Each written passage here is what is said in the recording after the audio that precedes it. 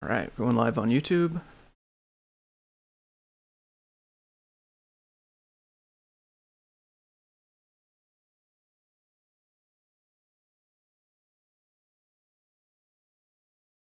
All right, going live on YouTube.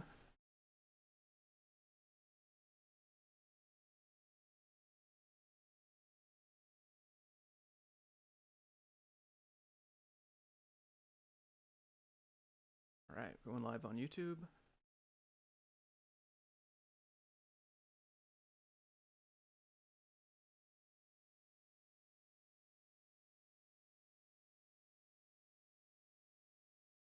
Okay, hopefully I have closed or stopped any streams. I heard myself. I think we're good now. So let's switch over now.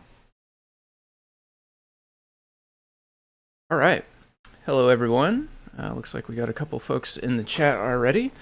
Welcome to the deep dive, and as some of you may or may not know yet, this is going to be a little bit different type of deep dive. Today we're talking about all things CircuitPython libraries, and as you can see on the screen there, we have a special guest host today, Kattni.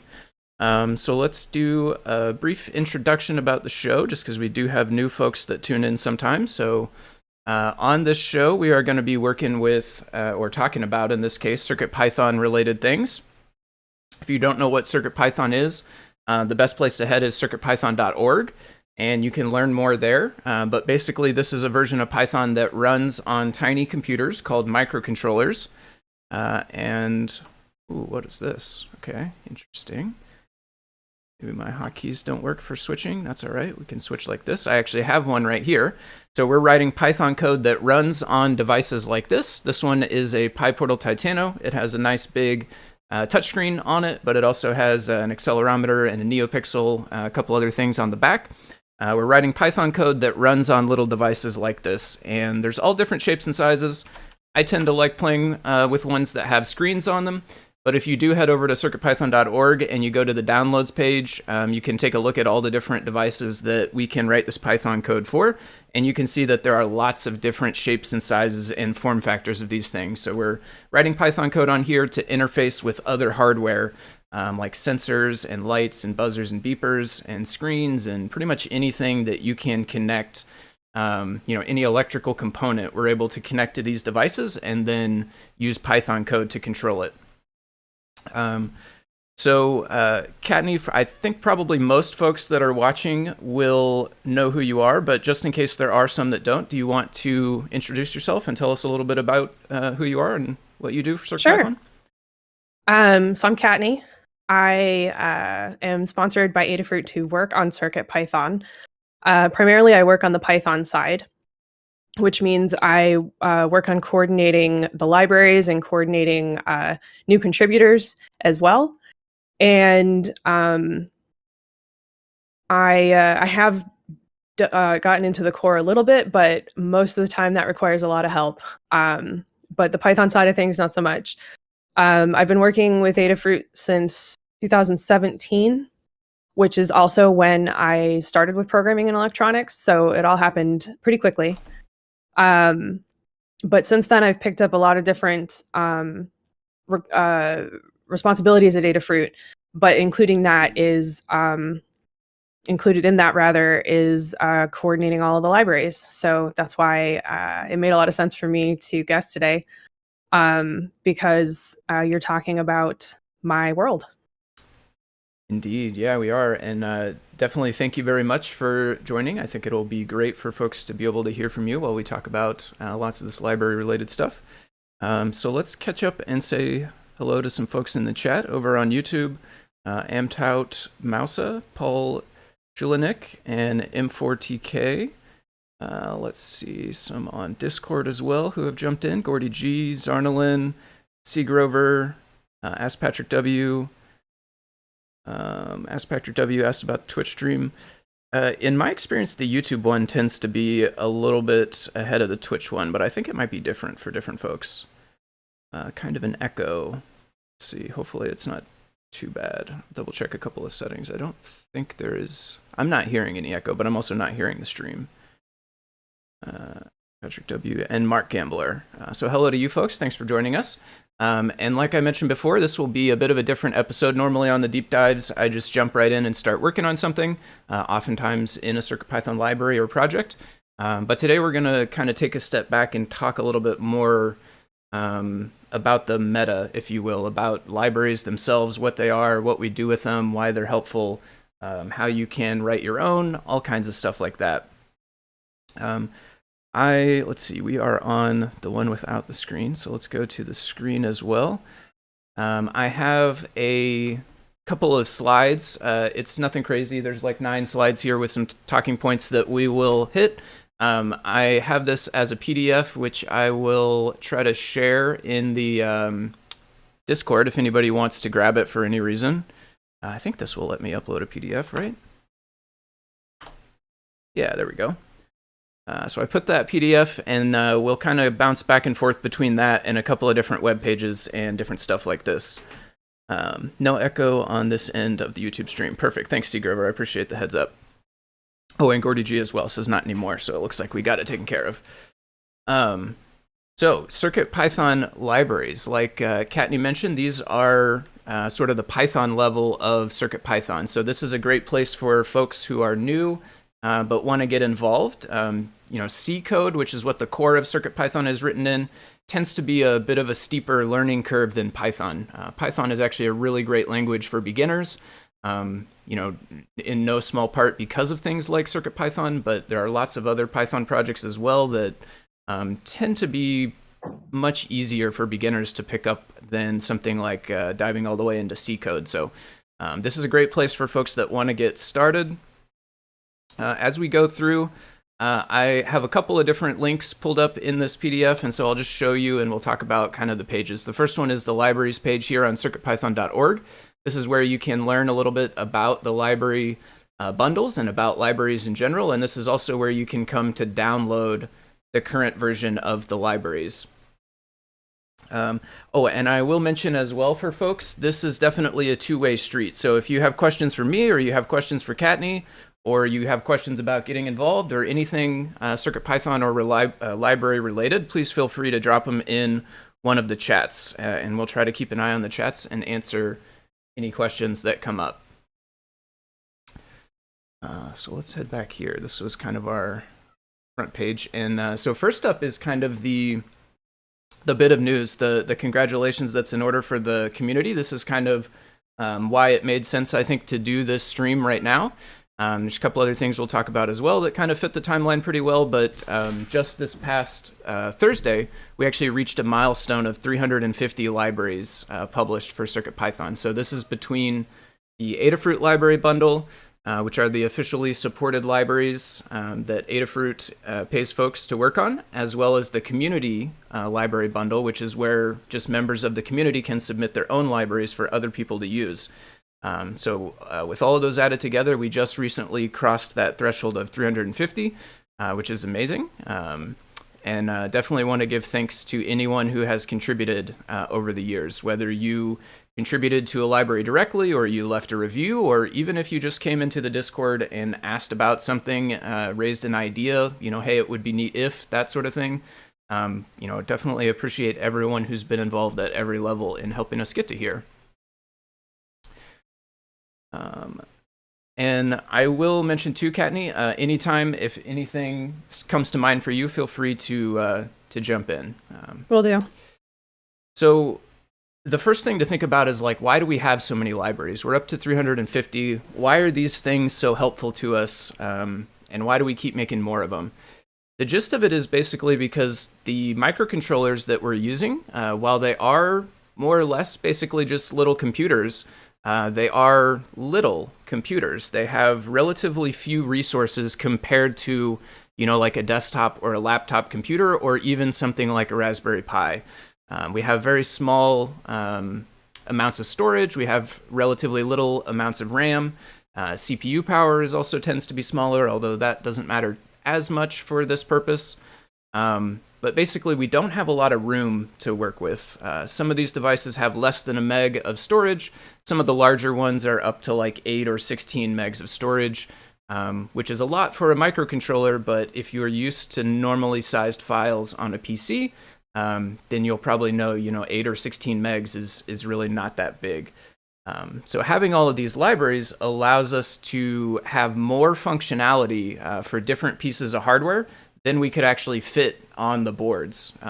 Basically, the core of CircuitPython contains sort of all of the essence of what we need in order to write this Python code. But the libraries are kind of like a layer built on top of the core that allows us to talk to different specific pieces of hardware. So if you have a particular, accelerometer or temperature sensor or something like that, you need to have a driver in order to be able to communicate with it to get data out of it.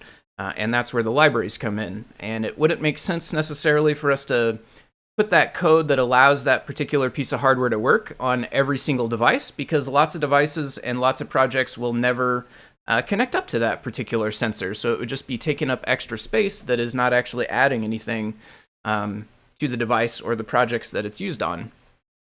So libraries allow us to have kind of like optional pieces of code. We can write libraries, add them to our device as needed. So you can delete all the libraries from your own device when you're not using them for a particular project. And you can load up just the ones you need, which allows you to, interact with your own specific hardware, but not have so much stuff on your device. And it's also worth noting that we have helper libraries as well, which are not tied necessarily to a piece of hardware, but are tied to a feature or some kind of wrapper library around something else. And so those aren't tied to hardware, but it does make working with CircuitPython more fun and have additional features that aren't necessarily in the core. And also, again, you only need to use them when you are actually using that feature. Yeah, definitely true. Yep. Our two kind of high-level buckets, if you will, for the libraries are drivers and helpers. And so the drivers tend to be like a specific peripheral, like I was talking about, and then the helpers are more general, something that will allow you to do things on any board. Lots of our display I/O libraries like that are kind of filed under the helpers. So that's what libraries are. Let me take a quick second to catch up on the chat here. And again, if anybody has questions or anything, feel free to throw them into the chat. So I'll also say hi to a couple of the new folks that have popped in. Charles Berniford, Vita Graf, Paul Schulenik, maybe I said hi to you before as well, Randall Bone, and Johnny Bergdahl. Thanks to all of you folks for coming and hanging out with us today. I can answer C. Grover's question. The difference between a driver and a library is that some libraries are drivers. It's sort of a subset thing. Drivers refer more to something that allows you to work with hardware. So helper libraries might not necessarily be a driver. So there is a difference, but it's sort of that drivers are a smaller part of the total libraries. Yeah, great question as well, C. Grover. So on the next page here, I have information about the library bundles. So the way that Adafruit distributes the libraries and the way that Adafruit encourages other folks, members of the community, and even other organizations to distribute libraries is inside of bundles. So right now there are 3 existing library bundles. The Adafruit library bundle is the one that holds all the libraries that are officially supported by Adafruit employees and folks that Adafruit pays to work on them. Within the Adafruit library bundle, we do have those 2 high-level buckets, the drivers and the helpers. And I'll pull up the web page for it here as well, and I'll drop this link in the chat too. I'll try to get in the habit here of dropping all the links that I load up in the chat. And then another thing I'll do is maybe go back after the fact and include them in some show notes on YouTube so that folks can follow through from them there as well. So let's load this one up. This one is the Adafruit library bundle. And one thing that's nice about this is that the library bundle is actually just a Git repository. So the library bundle, while it does hold a bunch of other libraries, is kind of structured similarly to the libraries themselves. This is just a, quote unquote ordinary GitHub repository that has some code in it. The magic is in the sub modules. So inside of this library folders, we have those 2 high-level buckets, the drivers and the helpers. And inside each of those are what are called a bunch of sub modules, which are basically just links to other repositories. So each one of these things linked here essentially is a link out to a different library. If I click on one of them, it'll take me over to this other repository. This one happens to be for GPS, but obviously there are loads and loads of these, 350 at this point, and they all do different things. And this is the same when you download the library bundle from circuitpython.org libraries.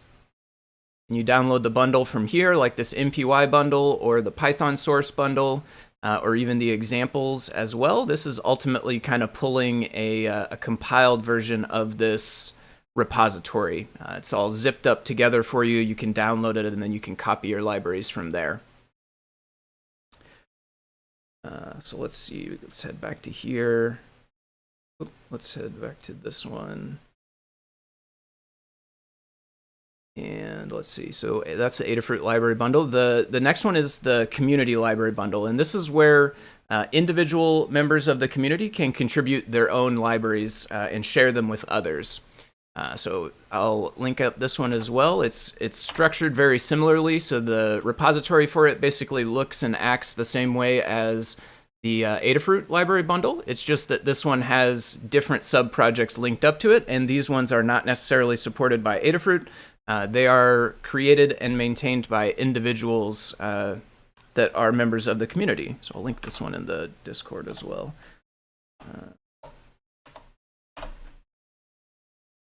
And while we suggest using our cookie cutter to generate the base files for a library that you submit to the community bundle, anybody is welcome to submit a library. So if you have a piece of hardware that Adafruit doesn't carry and you write a CircuitPython library for it, submit it to the community bundle. There are other people who probably have that same piece of hardware and would love to be able to use it. Same for helper libraries. If you write a helper library with a feature that Adafruit hasn't supported in the Adafruit bundle, submit it to the community bundle. Yeah, definitely. There is lots of great stuff in here. It is similarly broken out into drivers and helpers. And inside there, you can see it works basically the same. It's just a list, just like the other one was. Technically, these are what are called Git submodules. But again, it's kind of fancy lingo. It's essentially just a link to another repository. It allows you to have a main repository and then link other, sort of subset repositories inside of it, if you will. So you can see all of the different great stuff that folks, members of the community, just like everybody watching here today, this is all stuff contributed by individual members of the community. And I think, I'm not 100% sure, but I think one of the community libraries was our 350th. Do you recall, Kattni, if that's I do.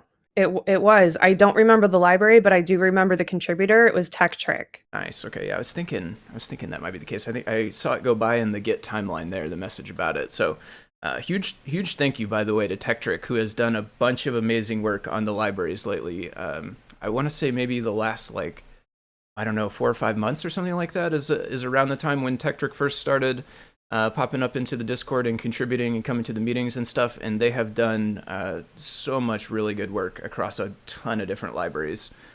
So that's actually really cool that they were the one to hit that 350 mark. For sure. And I will have stuff come up that I need done in the libraries, and Tech Trick jumps on it, which is amazing because we don't always have the cycles to do non-critical things to the libraries. And so a lot of this stuff that would normally languish is happening, and it's just great to see. Yeah, definitely echo that. Let's see. Catch up here on the YouTube chat a little bit. Is there the bundle install used to be copy everything to your device? Yep. Devices, drivers also help smooth over the differences between hardware. Yeah, that's a really good point as well in the YouTube chat there, Beta. Yeah, especially the way that we write our libraries, we tend to, there's a, what is it called? Like a style guideline. We'll pull that up here in a little while, actually. I think it'll be good to look at. But there's a style guideline, and when we create new libraries, we tend to structure them in a very, concrete, similar way. That way they all function the same. So for instance, like if you want to make a project with an accelerometer, and you buy your accelerometer and you use it for a while, and then down the line, you want to make a second one or something like that, but your accelerometer is no longer available, right? Chip shortage. This is the reality of the world right now. Probably you can just pick up a different accelerometer that is available, swap out the library, and then the rest of the code tends to remain the same because we adhere to those guidelines when we create the libraries to keep everything similar between libraries that do similar things, such as interfacing with an accelerometer or any other type of sensor or anything like that. Let's jump back here. So that was the community bundle. That's the second one of the bundles. And then the third one, which is the newest one, and the one with the least amount of things in it so far, is the CircuitPython.org library. So on GitHub, they have things called organizations, which is basically what the Adafruit, like if you want to find an Adafruit library, you go github.com/Adafruit, and then the name of the library there. So in that case, Adafruit is the organization. There's also a CircuitPython organization, which is more community-based. This was something that was Scott's idea to spin up this. Scott's the lead developer of CircuitPython. He's out right now, but I think he's probably coming back in a couple of weeks or something like that. But this was kind of his idea to put together a separate bundle that is also for community-contributed libraries, but it is for more like groups of people to work on. So we have a team of folks that work on display I/O related libraries, and there's probably 4 or 5 of us at this point. And folks come and go as time goes on, but all of us are kind of interested in helping maintaining and creating display I/O libraries. So we all kind of got together, created a group inside this org, and this is the bundle where all of those libraries that are supported by, again, multiple people within the community. The big difference between this one and the community bundle is the fact that it's not necessarily just an individual who's publishing a library, but there are multiple folks who are willing to help create and share and maintain the library. So that's what goes on inside this one. Let me go, let's see, back to the PDF here. Let's see what we got on the next one. Installing libraries. Okay, so most folks who are watching are probably going to be familiar with this, but I thought it would be good just to show a couple of the different options for how you can get libraries installed. Also, we do have a question in the Discord there. Let's see, is there a document that lists all of the libraries, a description of each module in a library, and an example? Yeah, that's... Let's see the docs page. I'll pull this up too as well so we can all see it here. Let's see. I think it's the closest to what you're asking for. The description of each module in a library and example code on using it is contained within the documentation for that individual library. And this list, as far as I know, links to the documentation for each library. Wow, I don't think I've ever seen this page. This page is super handy because they're all separated into categories and stuff. And when you add a library to the Adafruit CircuitPython bundle, this is part of that process, is adding that new library to this list where it goes, so that we don't have to have someone else go through and try and figure out everything that's missing. It's actually required as part of the process to add a new library. Yeah, nice. I'm going to bookmark this page because I will definitely find a use for this in the future, I'm sure. Is bad about remembering where all of these different pages are at. Yeah, so this is perfect. Yeah, you can scroll through here and see a list of all the libraries, and then you can click through each one to read more about the description of that particular library. And then we do, on the topic of examples, all of the Adafruit libraries will have a folder inside of them called examples, where we put example code. So the most basic ones, we will always include at least one simple test. But lots of the libraries have more than one example as well. They tend to try to, we tend to try to show all the functionality that we can inside the library in an example. So whenever new functionality gets added, we like to also include a new example for it as well. Yeah, so great question, Gary Z. Back here. So installing libraries is what we're talking about. And so throughout most of CircuitPython's history, at least to my knowledge, which actually I'll fill in a little bit of the backstory as well. Kattni mentioned starting with Adafruit around 2017.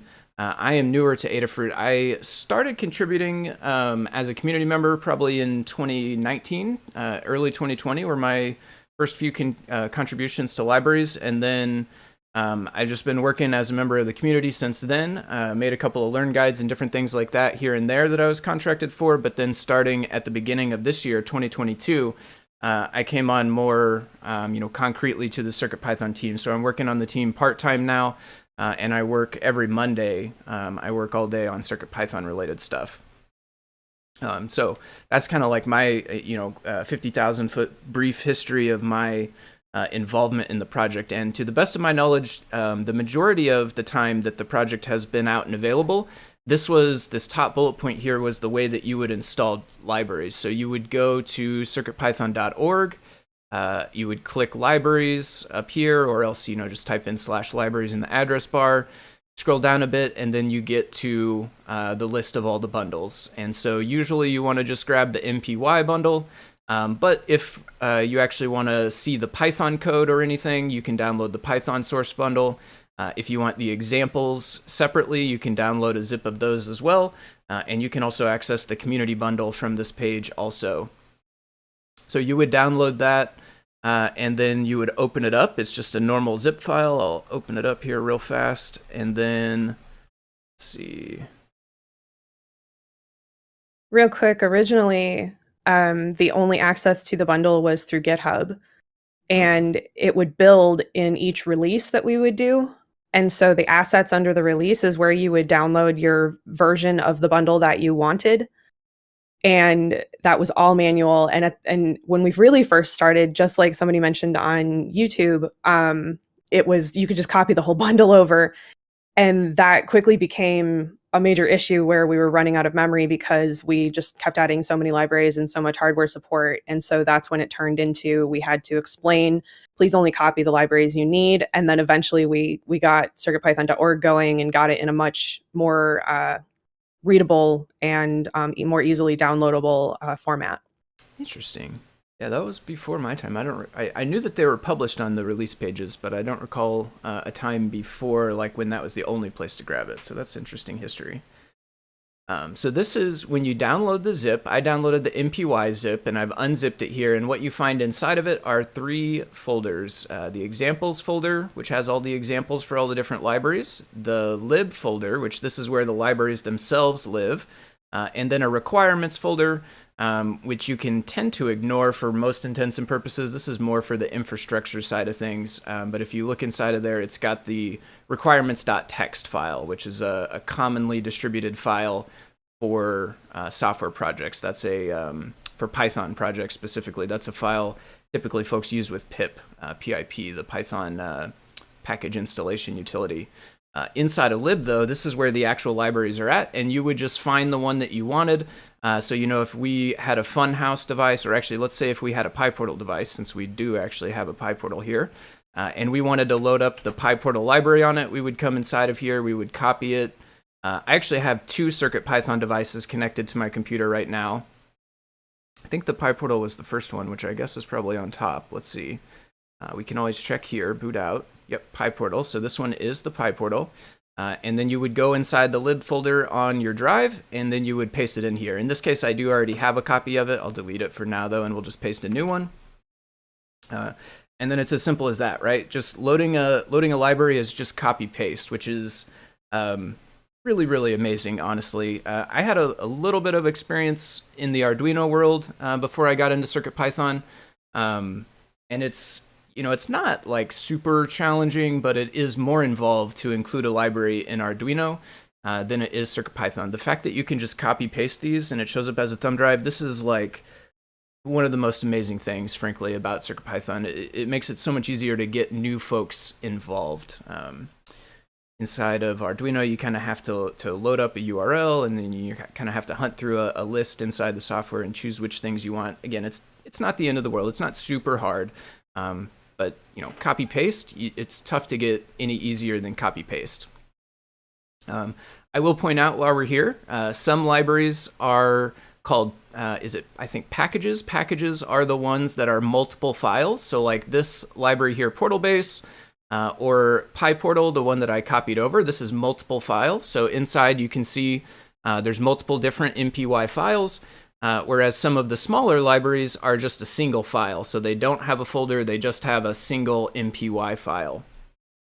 And you want to make sure that you copy the entire folder when it is a folder, and you have to keep its contents within it because the code is expecting it to be in that folder and is expecting to look at it in that folder structure. And your code won't run if it's looking for something and you've spread out those files in the lib folder or something like that. Yep. Yep, definitely true. I will mention as well a gotcha that sometimes folks run into is let's say in the library bundle after you download it. So I'll load that back up real quick here.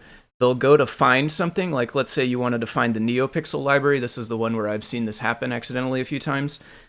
They'll go like inside their OS here and they'll search for something like NeoPixel and they'll find neopixel.mpy. But if you're eagle-eyed, what you'll notice is there's actually a couple neopixel.mpys. There's one that is the actual NeoPixel library, the sort of main regular NeoPixel library. There's also one inside of, I think it's Seesaw is where it's at. I'm not 100% sure though.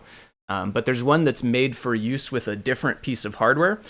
So, you know, the gotcha tip here is like, if you're going to use your operating system to search the bundle for the library, just double check which file you're looking at. You know, you can look at properties, maybe it would tell us this. You can see this one is directly inside of lib, whereas this one over here is actually going to be inside of a different library, Adafruit Seesaw. So a couple of times we've had folks come over to the Discord and they say like, hey, I loaded up my NeoPixel library and I'm trying to run the code and it's doing this weird thing where it's not working.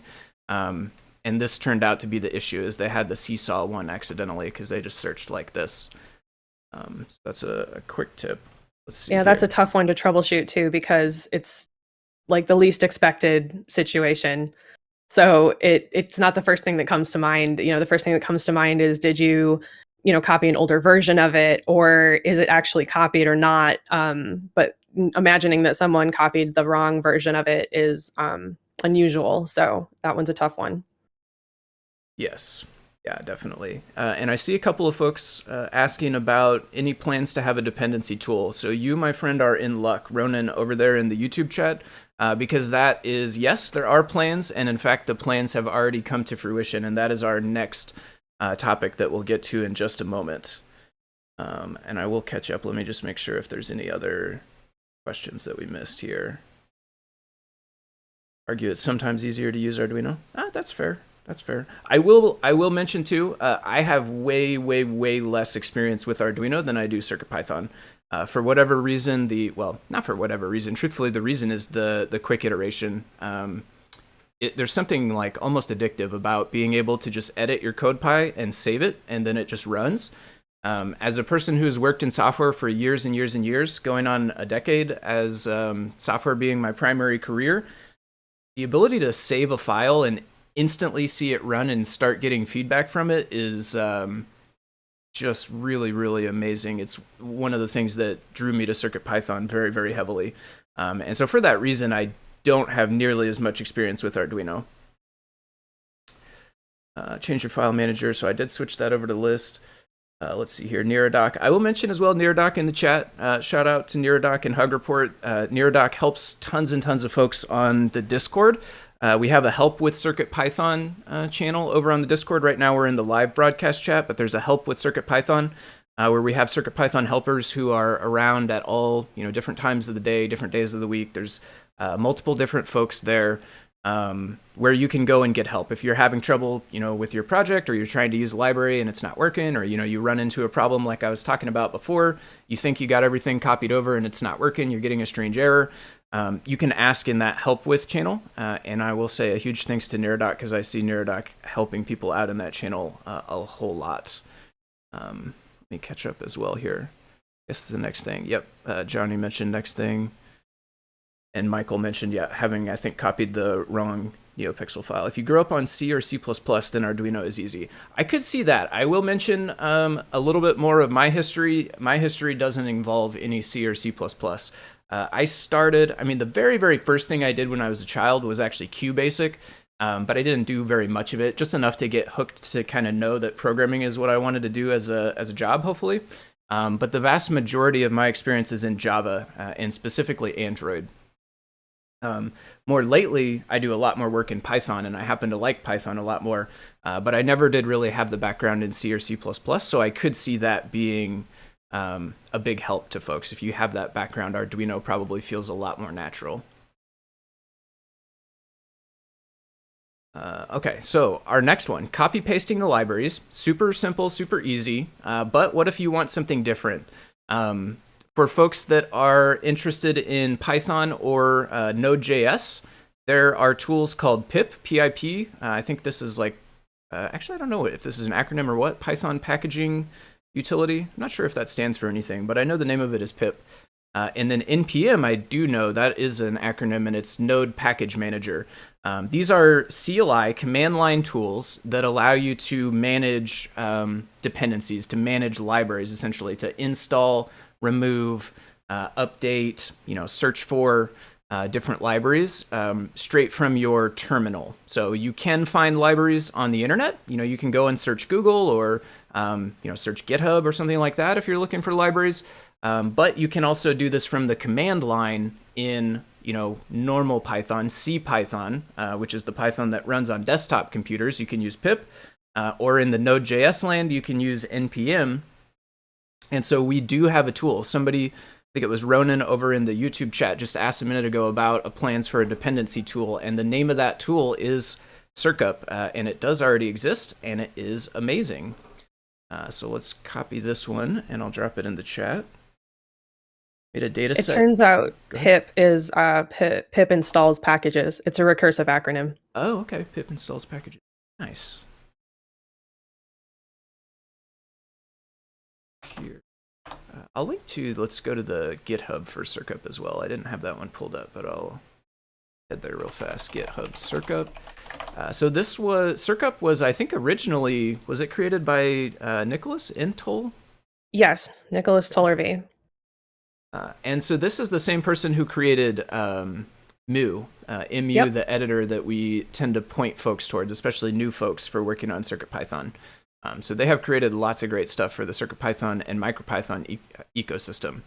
I think Nicholas also did a lot of work on the original microbit, which is actually the first device where I learned about MicroPython, which eventually led to me getting involved in CircuitPython. So lots of great contributions. Nice. I'll share this link as well, circup. Okay. And so circup is exactly that. This is a command line dependency management tool. So this makes it super easy to install and remove and update libraries on your device. So this is the repository. This is where you could come if you want to look at the code to it or contribute new features to it. If you just want to use it, you don't necessarily need to come here, although you can click the installation link here to get instructions on how to install it. But once you get it installed, unless you want to contribute to it, you don't necessarily need to go to the GitHub page for it.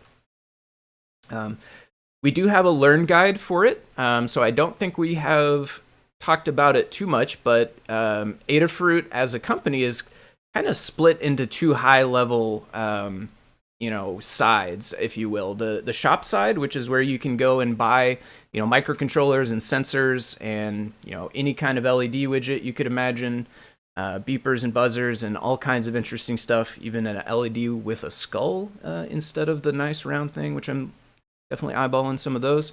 And then the Learn system, which is basically a massive library. I probably should use a different term to not confuse things. A massive grouping of project tutorials and product tutorials.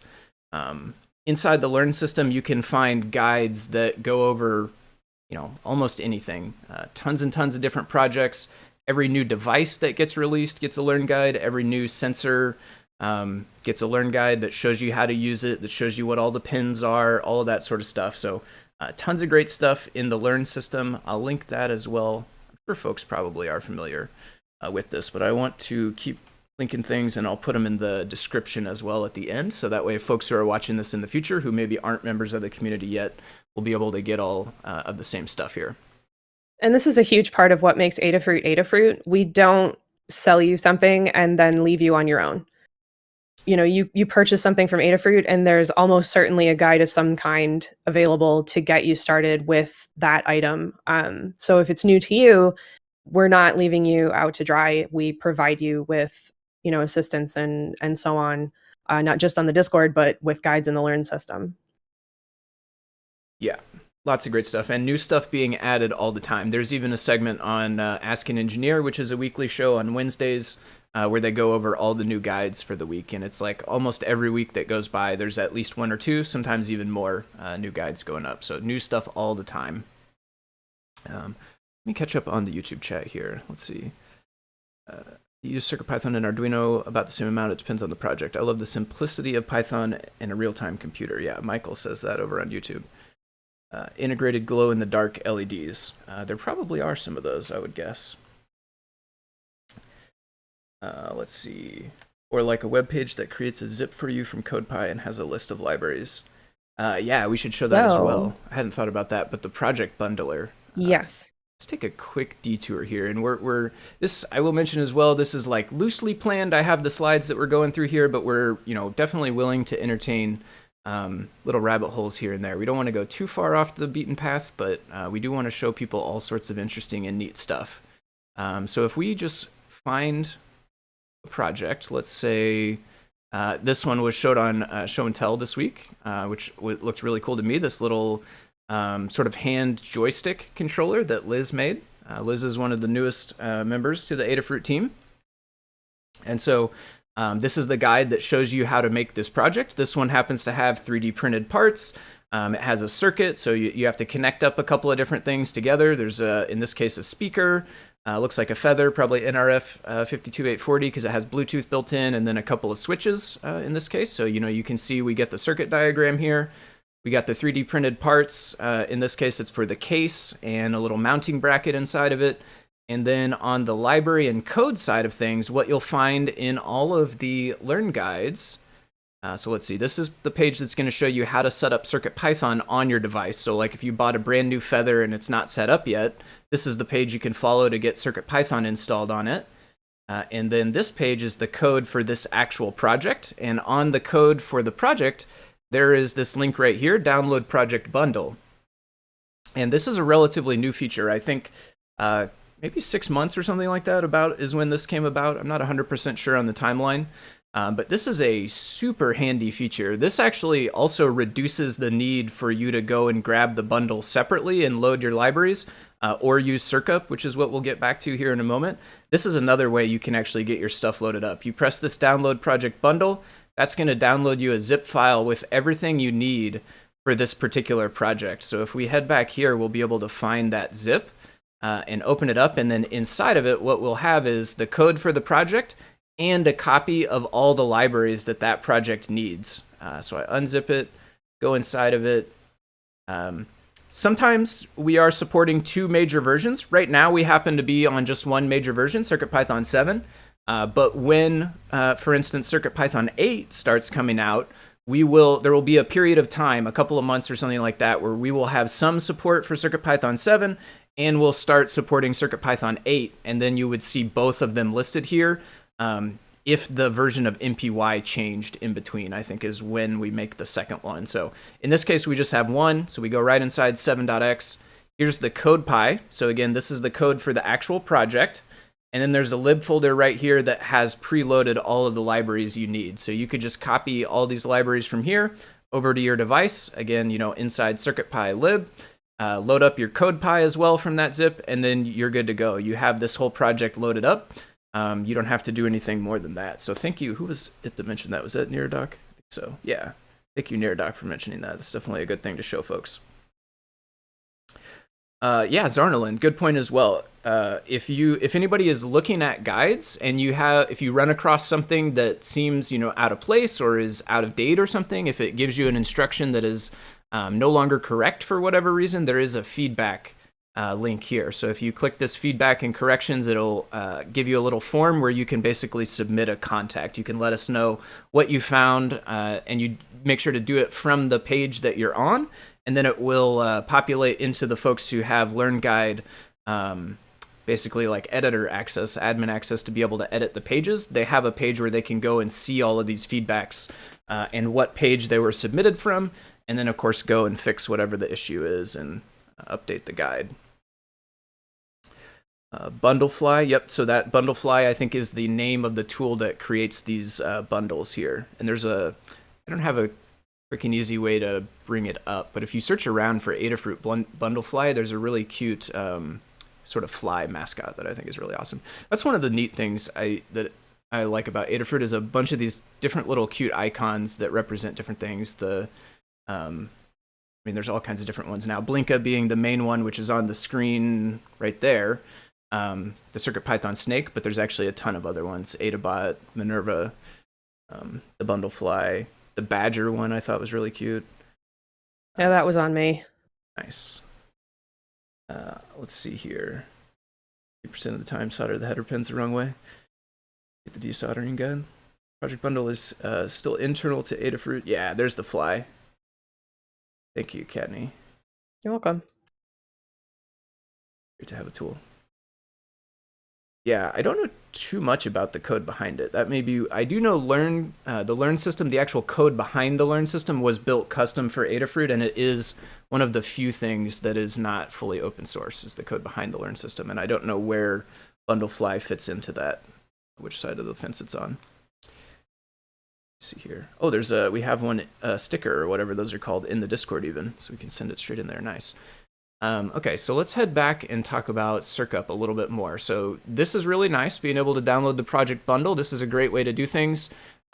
If you are kind of like quote-unquote power user, if you're contributing to CircuitPython all the time, if you're constantly installing and removing different versions of libraries and testing out different things, then you will probably find this tool to be very handy, especially if you are the type of person that likes a terminal interface.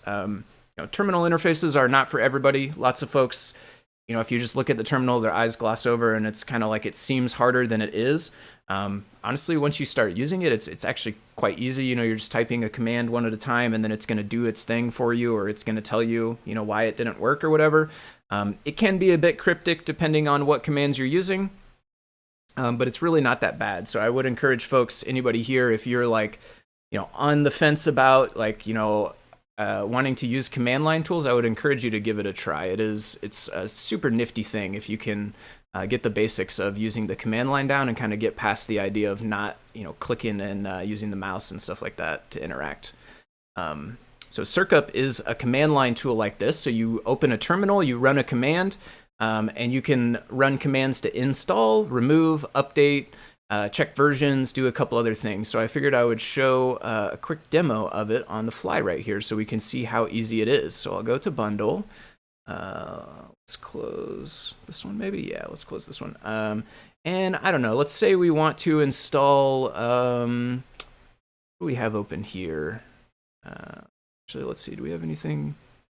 Let's say, let's go ahead and we'll do the PyPortal one again. Let's say we wanted to install that PyPortal library. So I'll even go and delete it. That way we're starting from an empty slate, so to speak. I'll delete it from here. And let's say we wanted to get it installed using circup.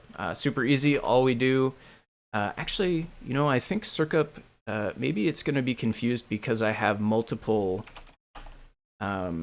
devices. I'm not actually sure. Is there a way you can target circup install? This is the command you would run anyway. Whether or not it works for me right now might be due to me having multiple devices. Adafruit, PyPortal, and I usually copy paste this. A quick little trick, tip for folks that are watching: if you are using a particular library. So again, I'll keep using the PyPortal example.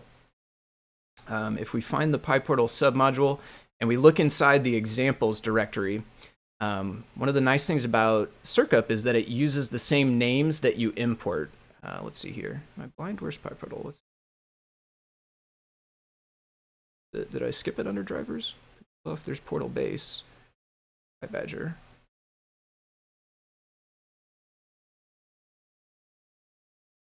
PyPortal. Okay, yep. I just missed it the first time. But for instance, if we look inside one of the examples, the simple test example, there's going to be an import at the top of the file here. This one says from Adafruit PyPortal import, and then this happens to be importing a class called PyPortal. You can actually just copy paste this right here. I do this all the time when I'm installing with circup. So I'll copy paste the name of whatever's being imported, and then you can just go and run from a terminal circup install, and then you can paste it right in there. And I think, yeah, actually it went ahead and did it. Or maybe not. Is it done already? No, yeah, it did it. Looks like it did it. So I was worried maybe having two devices, it might not know which one to go to, but it looks like it got it. Don't know which one it actually did install on, but you can see, you run the command circup space install, and then the name of your library. Again, you can copy paste that from your import line. It's going to go and fetch the latest version of the bundle. So the bundle tends to get updated almost every day. There's a new version of at least one library. There are some days, especially weekends and stuff, occasionally where no libraries will be updated. But generally, almost every day, there's at least one change to a library somewhere. And the bundle gets automatically generated each night whenever there has been a change. So if a library changed today, then overnight that night, there will be a new version of the bundle that gets generated automatically. Circup will download the latest one for you. It will look at all the requirements. So we wanted to install PyPortal, but PyPortal actually depends on all of these other libraries: display text, ESP32 SPI, bitmap font. All of these other libraries are actually libraries that Adafruit PyPortal library makes use of. And so circup will install all of them for you. It goes through, it finds all the requirements, and it installs each one of them. It's going through the list here. You can see I already had a bunch of them installed, but the PyPortal one, which I didn't have installed because I deleted it right before we started, it installed that one for us. And for each of the rest of these, if I didn't already have it, then it would have installed those as well. So this is a super easy tool for loading stuff. Circup show, this is another good tip. Let's run that one. Circup show will list out the libraries in the bundle, so you can search through the list here if you want. There is circup update. Circup update. Yeah, I'll run this one. We could always Control-C it if we need to. Circup update. This helps you keep the libraries up to date. So just like I was talking about before, we're constantly updating the libraries, adding new features, fixing bugs, doing that sort of stuff. And so we're releasing new ones fairly frequently. For any given library, maybe once every few weeks or months or something like that is when a new version will come out. If it's a brand new library and lots of development is being done, then it may be up to every few days there's going to be a new version of it. And it's best to keep your versions updated because the updated one, the most recent one, is the one that we kind of maintain. There's sometimes known issues with the older ones, and so folks will come, again to that help with channel. They'll say, hey, I'm trying to run this library, and I'm getting this error message from it, and it turns out, yep, it was a little bug, but it's already been taken care of. You just need to go and update your library in order to get the newest one. And not to mention, when CircuitPython updates, sometimes it changes how certain things function, and that alters how libraries need to work. And so sometimes updates go along with updates to CircuitPython as well. So those are fixes that come in that resolve, conflict with an older version of the library and a newer version of CircuitPython. So it's always good to stay updated. Yep, definitely. So we see here I ran circup update, and it found 6 libraries, 6 modules on my device which need to be updated. And then it gives me a chance to either update yes or no each one of them. So I'll do yes on this one, and then we'll basically just go through the list here. There is also a flag, I think, --all, which I think, Zarnalin, thank you for dropping that in the chat as well. You can do circup update and then --all, and it will just automatically do all of these if you don't necessarily want to click through the list. Oftentimes, I just run the all because I always want to have the most up-to-date versions. I'm always copying test versions from pull requests and stuff to my device, so I always have weird who knows what is going on in any particular library on one of my devices. So I'm always just running circup update all to get the latest versions. Let's see here. We've got lots of love for circup in the chat. Yep, I am definitely a huge fan of circup as well. Oh, that's a neat trick. I like this trick. Thank you, Toddbot. I'll show this one. Circup with circup show. You can also combine it with grep. If you're on Linux, or I think Mac probably has grep as well. I don't know as much about Windows. I assume there's some kind of grep on Windows. But you could run circup show and then pipe and then grep and the name of a library. Or a word that you think is in the name of a library, and it will actually find it for you. So if you know that this is the type of sensor you have, LIS 3DH, but you don't know the name of the library for sure, you're not sure if it's like Adafruit underscore LIS 3DH or not, you can always do show and then grep and find whatever the term that you do know in order to look for it. Let's see, question for Kattni in the chat from Dexter. How many guides do you write in a week? So I just pulled it up. We have a graph in the admin panel for Learn that shows the number per month, and it has been anywhere from 3 or 2 up to 9. So I guess I would say per week, anywhere from 1 to 2 or 3, depending on the week. Yeah, it ebbs and flows with new hardware and stuff like that as well. Exactly.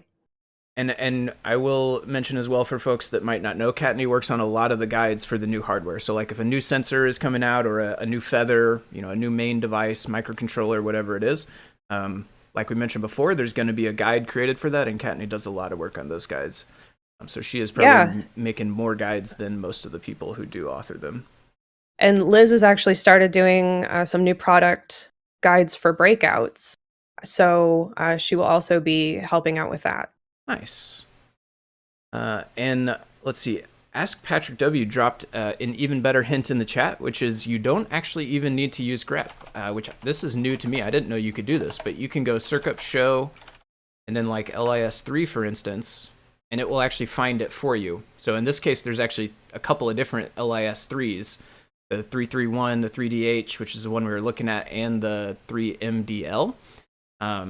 And this is actually really cool because this means it doesn't matter if there is a grep or what the grep on Windows is, because you can actually just do this straight from circup by itself. Circup space show space and then your search term, whatever part of the library name you think you know.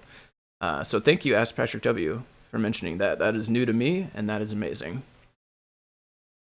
Love the factory. Hello from Colorado. Let's see. Select string. I'm not familiar with select string. In Windows, you can install grep. Okay. Guides are super useful. Definitely agree with that.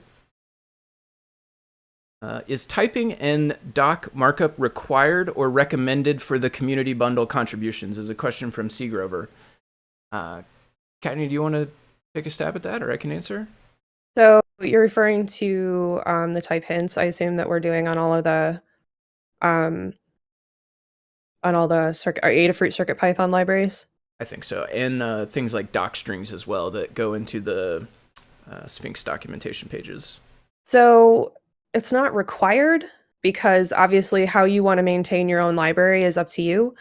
But part of the reason why we updated our cookie cutter to have a community bundle version is so that you could still generate a library that's very much like an Adafruit Circuit Python library in form and function. And I believe you can set up read the docs on your own and use Sphinx to publish to your own read the docs, in which case you would definitely want doc strings and markup and so on in there, because Sphinx builds out of your code. It builds out of your doc strings.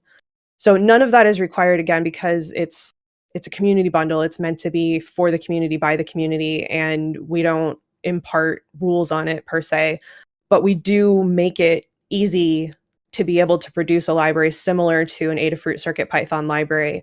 And I recommend documenting your code no matter what, and documenting it in a similar way to the Adafruit stuff provides a good set of information for folks who are coming new to the library.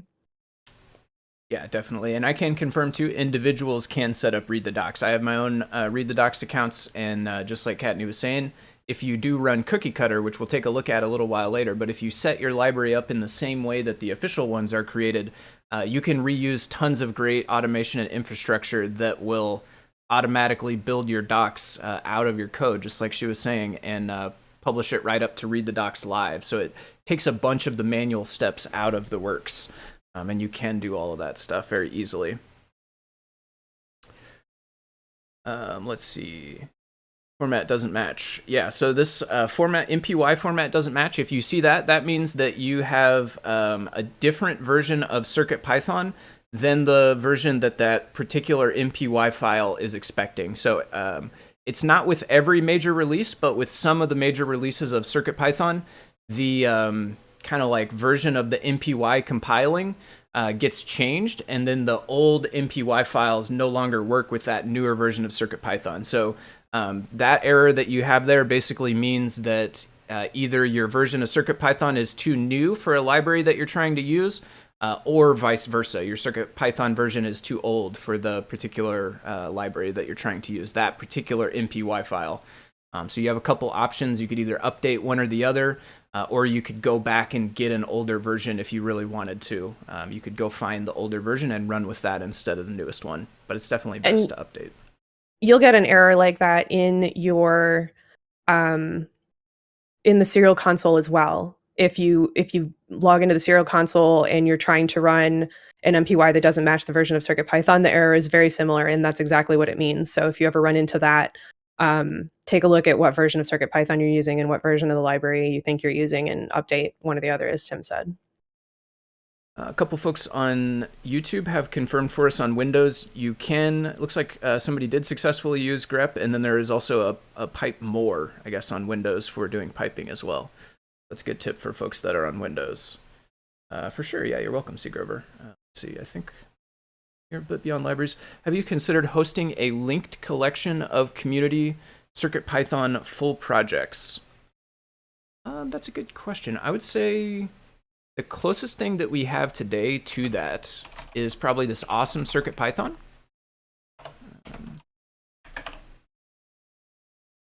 Awesome CircuitPython, this is basically a curated list of cool stuff that involves CircuitPython. It could be a project, it could be a library, it could be books, codes, frameworks, newsletters, art, social media, all of these different things get listed inside Awesome. And so I think this is not, I don't know for sure, but I want to say that this idea of awesome something is not something that started with CircuitPython. Do you know if that's right, Kattni? It is absolutely not something that started with CircuitPython. And in fact, to be able to have that awesome tag and have an actual legitimate awesome repository, you have to fit a certain set of criteria. And based on the original, whoever it is that put it together, I'm not sure about that, but it actually required quite a bit of work to get that accepted as an awesome repo and have our awesome CircuitPython like it is now. Nice. Yeah, there's tons of great stuff in here. Every now and then I'll come to this repo and just start clicking through, and like every time I start clicking through here, I find something that I didn't know about before. So there are so many cool things inside of here. So this would be one place that you could link projects, like community created projects. The other one, which I'll mention, is the weekly newsletter. Every week on Tuesday, there is the Python on Hardware newsletter that gets mailed out to a mailing list. You can sign up at adafruitdaily.com if you want to sign up for that. And in that newsletter, there's a section called News from Around the Web, which is where it lists out just projects from all over the community. Projects submitted via Twitter, via Discord in the show and tell room, via email. You can email in your projects. All these different ways you can reach out and have your own projects or projects that you found out in the community submitted. The newsletter, of course, is weekly, so it's not one master list, one big list. There is a repository where all of it's stored inside of there, and you can actually click through them, but they're kind of separated up by each week. And a huge shout out to Anne, who not only put together the original awesome CircuitPython, but puts together the newsletter every week. Yeah, definitely. Is there a way to know which version of CircuitPython a particular library is compatible with? I don't know for sure. I mean, there's definitely a way to know if it's not compatible, because it will print that error message that you showed a little while back. I think that was you who pasted in there, Gordy. But I don't know if there is a good way to actually check which version it needs. So we very rarely, and basically almost never, it's only happened once, publish libraries that are not compatible with the current stable version of CircuitPython. And if there is a unstable version of CircuitPython that doesn't match, there would be two folders in that bundle zip that you download, and it would show, this is compatible with CircuitPython 7x, and the other folder would say something like this is, CircuitPython 8x. If there's a reason for there to be a difference. There was one library once that was written that was compatible only with the unstable version. I think what we ended up doing was actually sort of backporting it to make it compatible with the stable version, because we don't have a mechanism to have libraries that are not compatible with current versions. So you can pretty much be safe if you're downloading the CircuitPython that the bundle folder has the number on it. You can pretty much guarantee that those libraries are compatible with the version of CircuitPython that you're using, as long as you're up to date. Yep. And Ask Patrick W also mentioned in the chat, if in doubt, update, which is, I would basically mimic that advice. So if you go to circuitpython.org, and whatever particular device you have, if you get the latest stable version, which is the top one linked right here, if you just always keep your device on the latest stable version, and you always grab the newest bundle, or you run that circup update command, you should be guaranteed to always have libraries that are working with your device. If you're ever on the latest stable version and you're installing from circup, or you're installing out of the bundle, and it's not working for you, then definitely that's something that you could report, because that's definitely the intention, is the latest versions of the libraries will always be built inside the bundle, and on the release pages, they'll always be built with the MPY that is meant for the latest stable version. And be aware that very new products may not have a stable version. It'll only be the unstable version, and that is what the latest CircuitPython is for that board, but that's only for super new hardware. And I think that error might have been telling you that the version you had previously installed is the one that's out of date. If you get it to install the new one, it should be good. But if it's not, again, I would say let us know, maybe over in the help with or in the CircuitPython dev. If you could point us to which device you're using, which version you have, maybe just paste your bootout.txt. That's usually the easiest thing to do. And then tell us how you got the library. If you installed it with circup, or if you got out of a bundle, just link us to where you got it from. Because if it is actually not working with the latest one, then we definitely want to look into that and get it fixed up. Swedish version, nice. Yeah, I do like grabbing the different languages sometimes. I grab Pirate a lot, but I do Swedish sometimes. I've had Russian installed on my device for a little while because it's one of the bigger ones. Just happens to be that the language is bigger. Let's see. Bolus fails after updating the latest stable. You can remove all libs and use circup to reinstall them. Oh, that's a good point as well, Zarnalin. Good tip. That's definitely a good thing. If you're ever having a weird issue with your library where it seems like it's not working, I would definitely recommend go to your CircuitPy drive, go to the lib folder, and delete the old one. So like if you're having trouble with the logging library, go in here and just delete this. Delete it, it's gone. Now go to the bundle and get the new one, or use circup and install the new one. Especially if you're mixing the MPY files and the regular PY files, sometimes it will leave extra copies of one or the other, and it takes the .py files are kind of like higher priority. So if you have both, then it will use the .py ones. So if your MPY ones are the latest ones, but your .py ones are older, then sometimes you have trouble. You're actually using an older version of the library, even though you do have the newer one on your device. So if you just delete it and reinstall it, then that takes that whole possibility off the table. You never have that problem if you just delete and reinstall. And to throw another wrench into this, if you put a library in root of CircuitPy, so just on the CircuitPy drive, not in the lib folder, it looks there first. That was put in place for testing purposes. So if you are modifying a library or you're working with it, you can put it in root and that's the one it's using. But if you have an older version in CircuitPy than you do in circuitpy.lib, it will try to use the older version. So one easy way to deal with that is just to simply always put all your libraries in the lib folder. Then you won't run into that issue. Yep. And Dexter asks, why do you have both Py and MPy installed? That would be if you're modifying one library that has other dependencies. And so you have the dependencies logged or in there as MPy files, but there's one you want to work on, you would need the Py file for it. So that's one example of why you might have both .py and .mpy. Yep.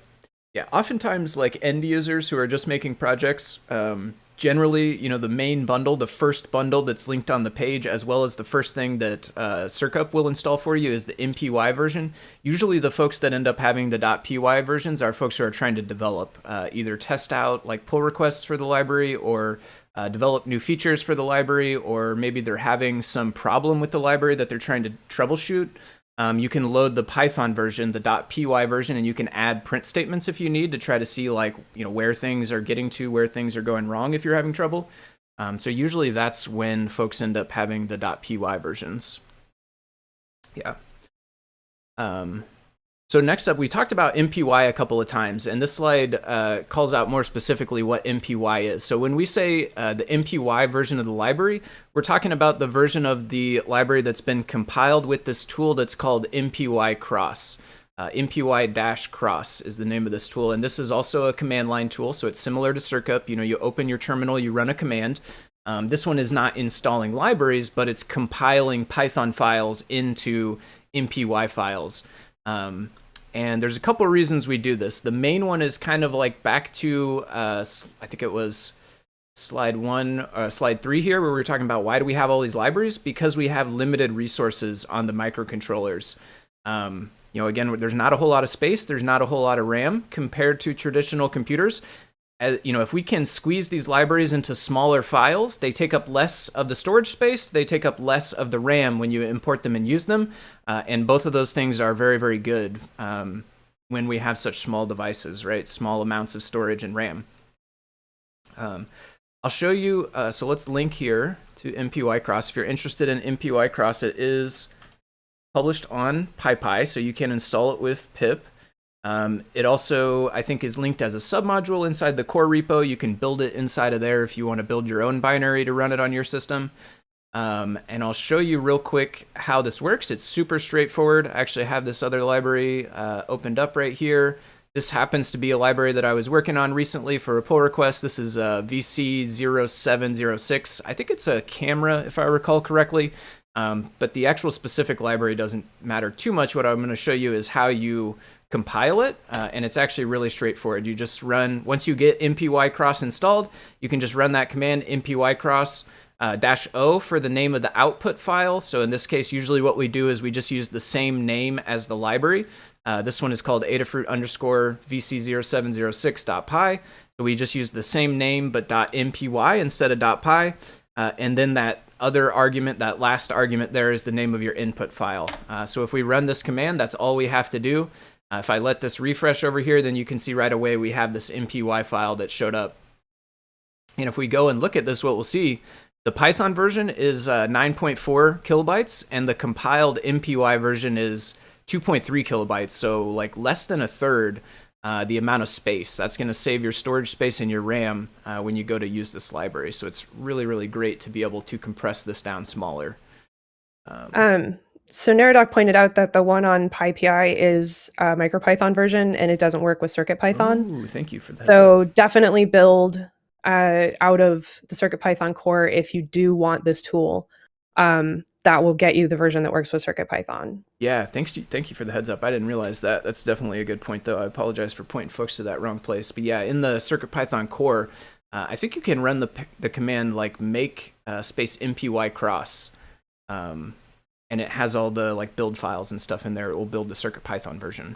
I actually didn't realize they were different. That's good to know. Let's see here. MPY file. So I showed how to compile it with MPI, but I also wanted to point out like how we actually do this at scale across all the libraries, right? Because like we talked about before, we have 350 libraries. It would not be very, very easy if somebody had to like open up all of the 350 libraries and run this command on them. So you can do individual files like this, especially if you're writing your own library, or even if you want to MPY cross just your project code. You can do it like this. The way that we do it in all of the Adafruit libraries, though, is we actually use GitHub Actions, which is a feature of GitHub that allows automated stuff to run whenever there are pushes or new commits added to the repository. So inside of the workflows folder, .github and then workflows, this is where you put your GitHub Actions configurations.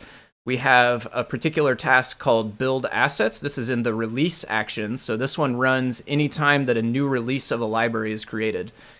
We have this build assets task, and it will actually run this CircuitPython build bundles, and it will pass a couple of arguments in. CircuitPython build bundles actually goes inside of CircuitPython build tools. This is another Adafruit library. This one is a repository. It's not a library meant to be used on devices, but it's a repository that holds infrastructure helpers, command line tools, and different modules and functions that do different things. Inside of here, though, it is ultimately just calling that MPY cross command with the -O, the same way that we did it. This is all just happening automatically, though, on a virtual machine that GitHub spawns up for us. Whenever that release happens, it runs all these tasks, and it automatically creates the MPY file. And then what it will do is it will just attach it to the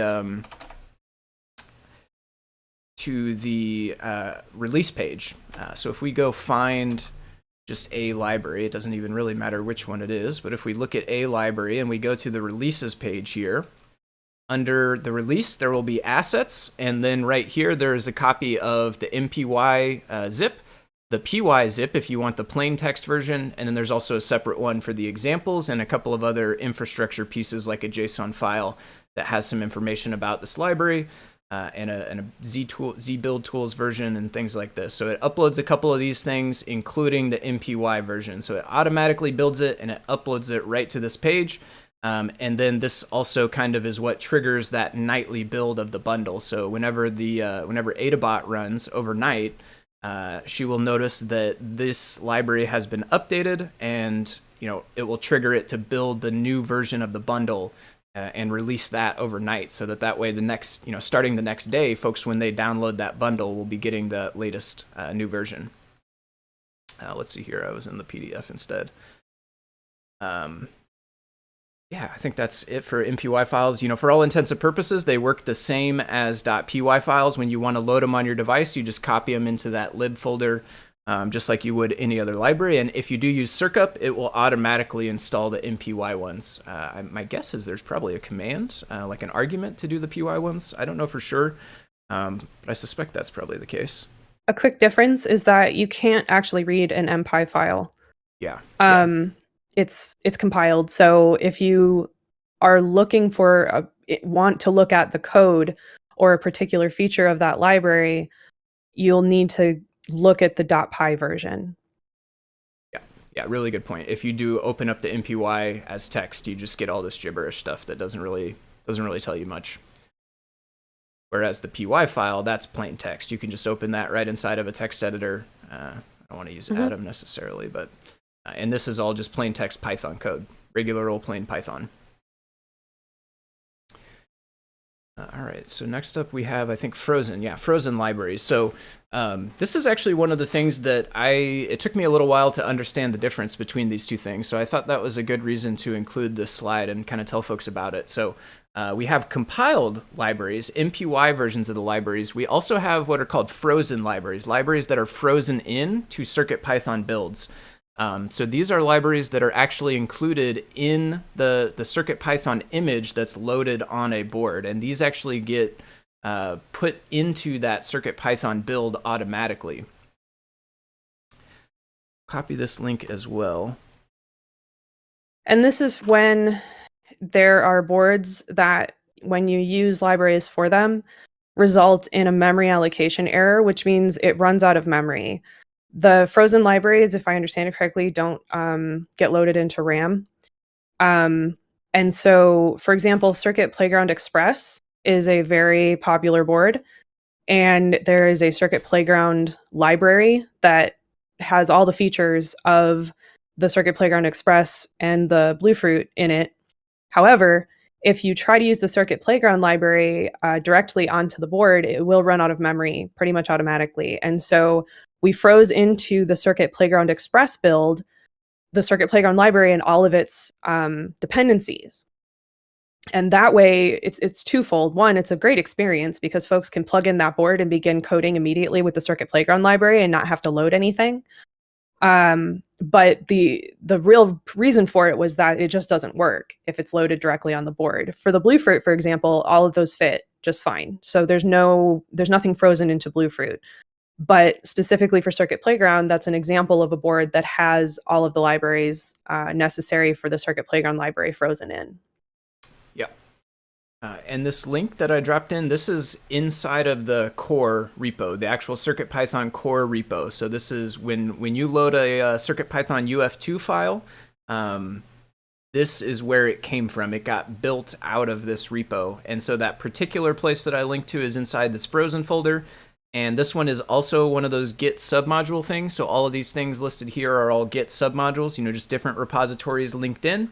These are all the libraries that are frozen into any particular build, but it's important to note these are not frozen into all the builds. So just like Kattni was talking about a minute ago, the Circuit Playground libraries, those are frozen into the Circuit Playground Express, but not like the Circuit Playground Bluefruit, for instance, and then of course definitely not for like a Feather or a Metro or any other kind of device.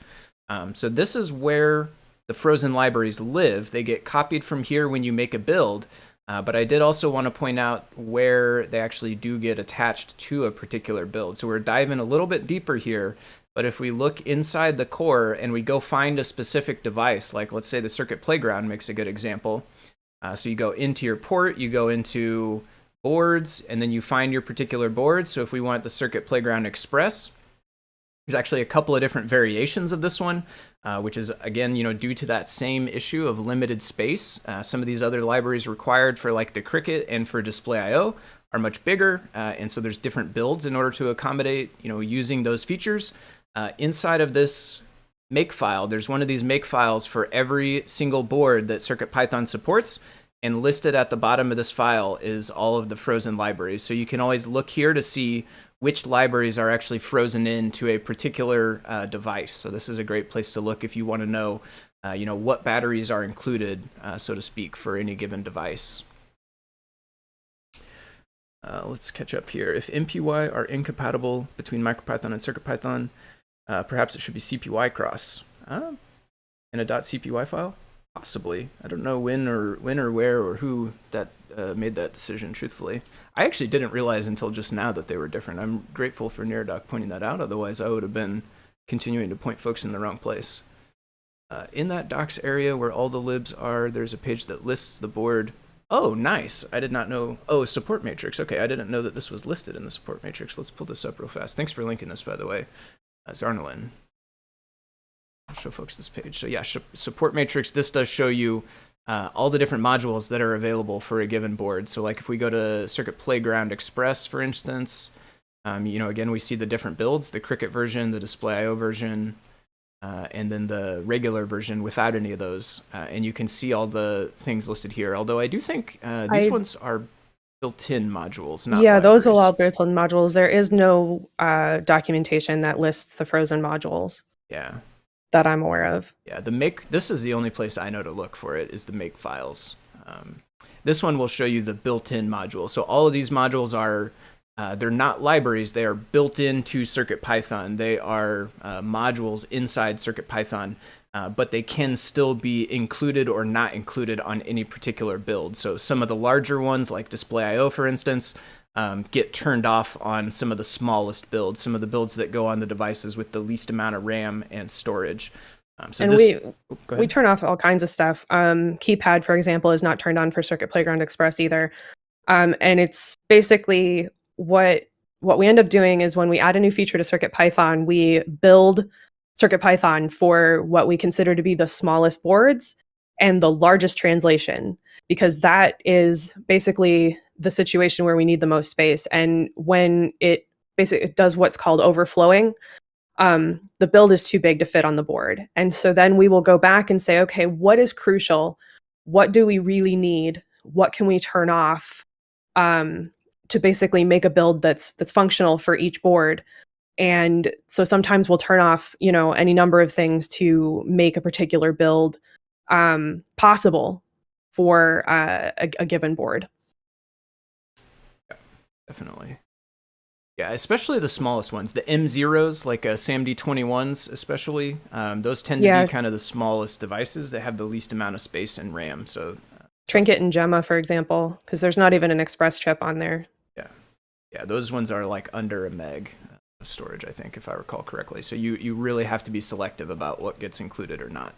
Some of the newer stuff, like the SAMD51s or even like NRF 52840s, or especially the RP2040s, which is kind of the newest main chip, there's tends to be much more resources on those, more storage, more RAM, but doesn't tend to be as critical to try to cut stuff out of them.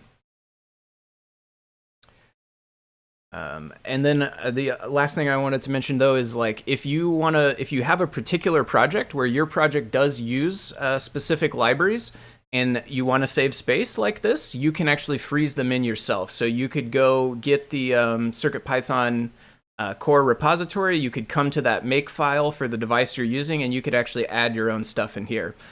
If that library is already inside the frozen folder, then you don't need to do anything besides add it to the make file here and then make a build.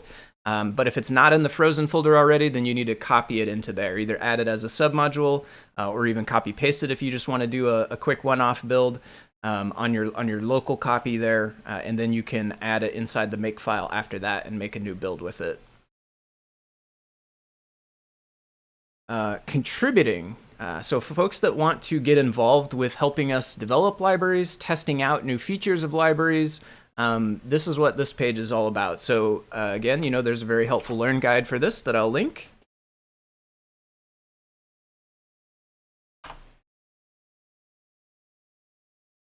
Build a one box. I need to remember. Somebody one day showed me the right way to make it not one box, but I think it's like wrap it in angle brackets or square brackets or something. Ask Patrick, any common issues you've seen or suggestions for people that want to make a new library? So I don't know about common issues per se, especially with cookie cutter now being viable for both Adafruit CircuitPython libraries and community libraries. It gives already a very good template, and there's a lot of to-dos in it that show you what needs to be updated inside that template. And once we got that in place, I think it became a lot easier for folks to contribute because it creates, like I said, a template that you can use to then generate your new library. Suggestions, I would say, like, start with the most obvious feature.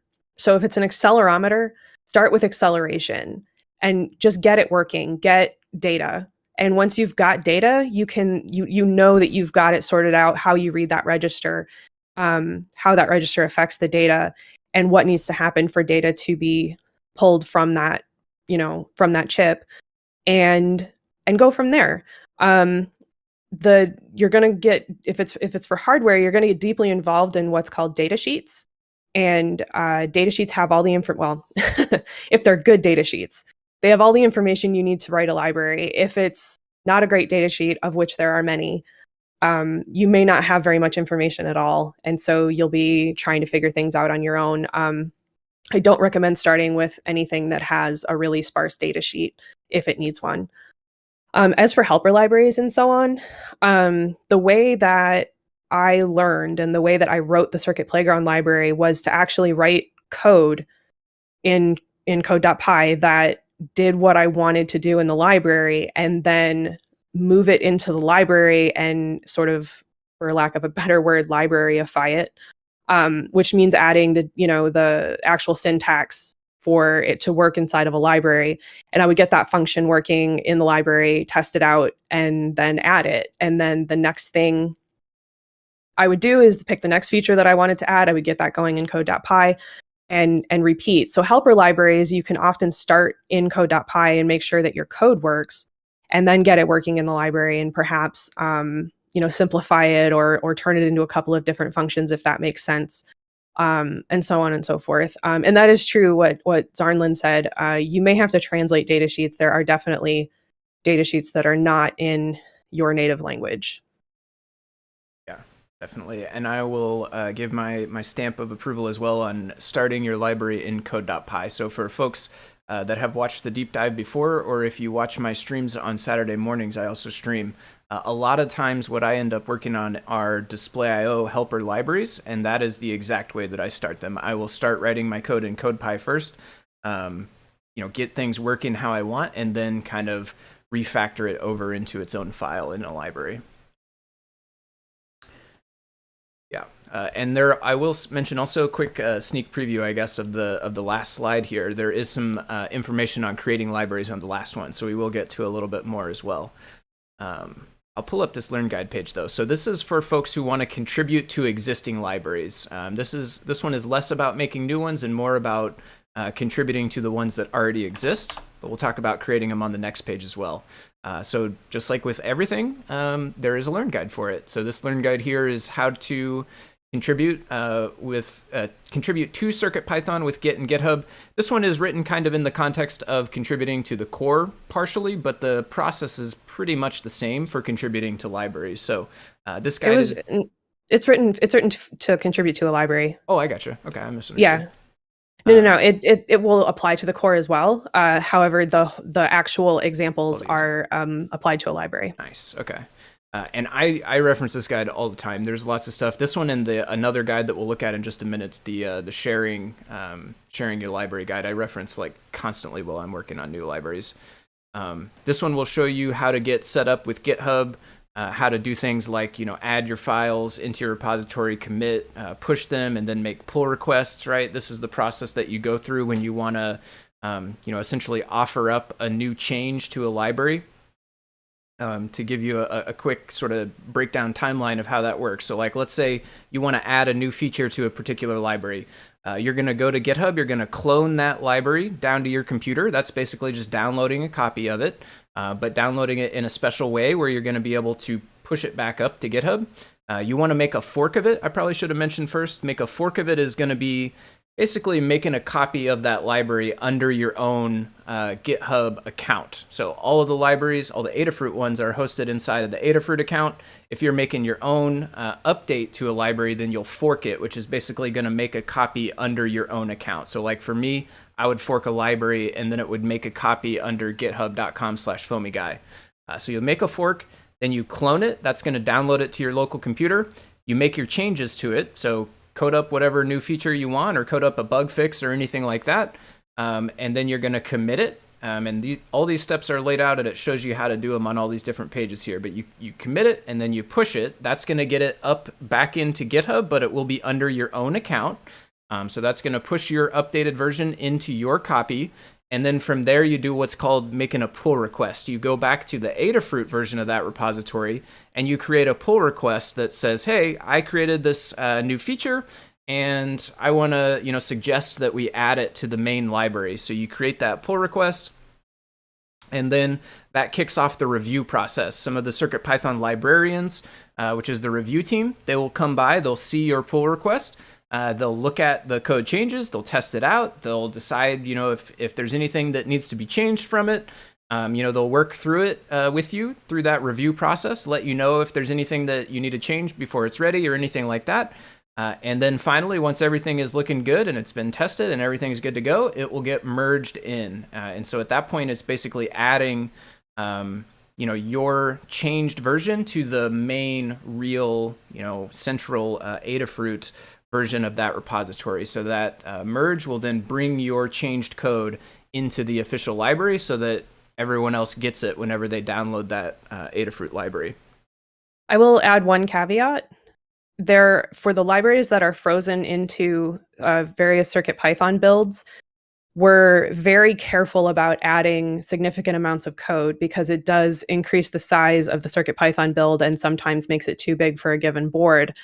So if you are concerned about that, one thing you can do is file an issue on GitHub and ask, I want to make this change. Is this a good, change to submit? And then one of us will be able to reply to you and tell you maybe not because this is a frozen library, or say maybe so because it's not and it's an excellent change and so on and so forth. But never feel bad if it turns out it's a frozen library and we can't actually accept the change because it becomes too big. We often suggest making helper libraries that contain new features or advanced libraries that contain new features that can be added to boards that things aren't frozen into.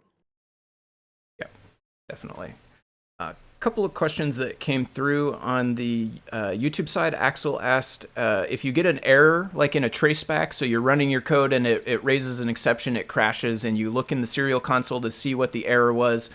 Inside that traceback, it will say something like, line number 130 is where the problem occurred, and then it will tell you what type of problem it was. And so the question was basically, if you're using the MPY version of those libraries, will that line number be accurate? Since the MPY version is compiled, all those lines are not technically in there. We saw I opened it up in the text and it was all kind of gobbledygook stuff. But to the best of my knowledge, the answer is yes. That line number, I have no idea how it works, but somehow it is able to find the correct actual Python line number. So even if you're using the MPY file, if you go and look at the plain text, the .py file, the line number should match up in the traceback. It should point you to the correct line inside the Python file, even though it's actually using the compressed one. Or compiled one, I should say. Zarnalin on Discord asks, can you have other .py files in the root that you import in your code so that you don't have a big monolithic file? And yes, definitely you can. So you can refactor your own code into separate py files.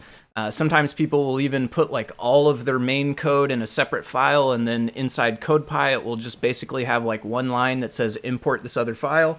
Some people like that workflow. You can do that. You can have a higher level thing where there's some projects where it's like a project switcher. There's one of these, I think, for MagTag in the Learn Guide system, if folks want to find it in there, where you kind of keep different projects all in their own Python files, and then inside CodePy, it has some logic that has a couple of buttons or something like that that allows you to select which project you want to run. And the way that works is basically exactly like what you're talking about. Those projects are in their own files, and then inside a CodePy, it imports them from there, which causes it to get executed. So yeah, great question. Secrets.py is another good example of keeping stuff out of your CodePy, but still being able to use it in your code. PalletPy I'm not familiar with, or localization really. Ask Patrick links some good reading for MPY files. Okay. So let's see, getting back to here. Yeah, this is a great place to go if you do want to get started contributing to libraries, if you want to make changes and stuff like that. Also, definitely encourage you to join us on the Discord. Lots of the folks in the chat here obviously are already on the Discord. But for folks that are watching along and don't know, there's also a CircuitPython dev channel, which is where we talk about all things related to development, both the core of CircuitPython and the libraries. So if you want to get involved, you can head there and go to the CircuitPython dev room and just hang out there, read what people are working on, ask questions, put what you're working on, all of that kind of stuff you can do. Let's see here. Okay, so we talked about the process for contributing. The part of that process is the review process. And I have a separate link here, which is actually just a sub page of this first guide, but I figured it'd be good to link to it directly as well. So this page tells you about the review process. Move embeds, I'll do that. And then I'll show you an actual live example of this. I was just working on a library this week and it has some reviews on it, so I'll pull that up as well and we'll take a quick look at it. But this is the page that's talking about giving a review. So this is actually another way that you can help get involved. If you're not quite ready to start making your own code, this is something that you can do even before you start actually writing Python code and contributing to libraries, is you can review. You can go and look at the open PRs. I'll point out a good place to find those is on circuitpython.org under contributing right here. Here is a list of all the open pull requests. So you can click the links on this page in order to go into the pull requests. And then you can actually leave the reviews in here. So this one happens to be a draft, but this is what a pull request looks like on GitHub. And there's a place to leave comments down here. And this is what reviewing is. You basically come to this PR page. You put, you try out whatever it is. You look at the changes. Look at the code here.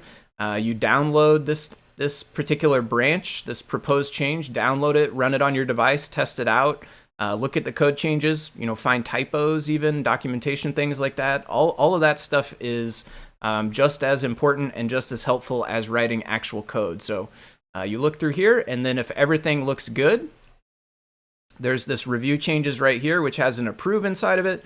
You can leave an approve. You can put a comment if you want. Or if you find something where you think maybe it should be changed, you can do a request changes. So you do request changes, you type in, you say, hey, I noticed a typo right here on this particular line. I think we should change this word to something else or whatever. And you could leave that as a comment here. Then the person who made the pull request will get a notification that says, somebody reviewed your changes and they left you a requested change for something else that you should do.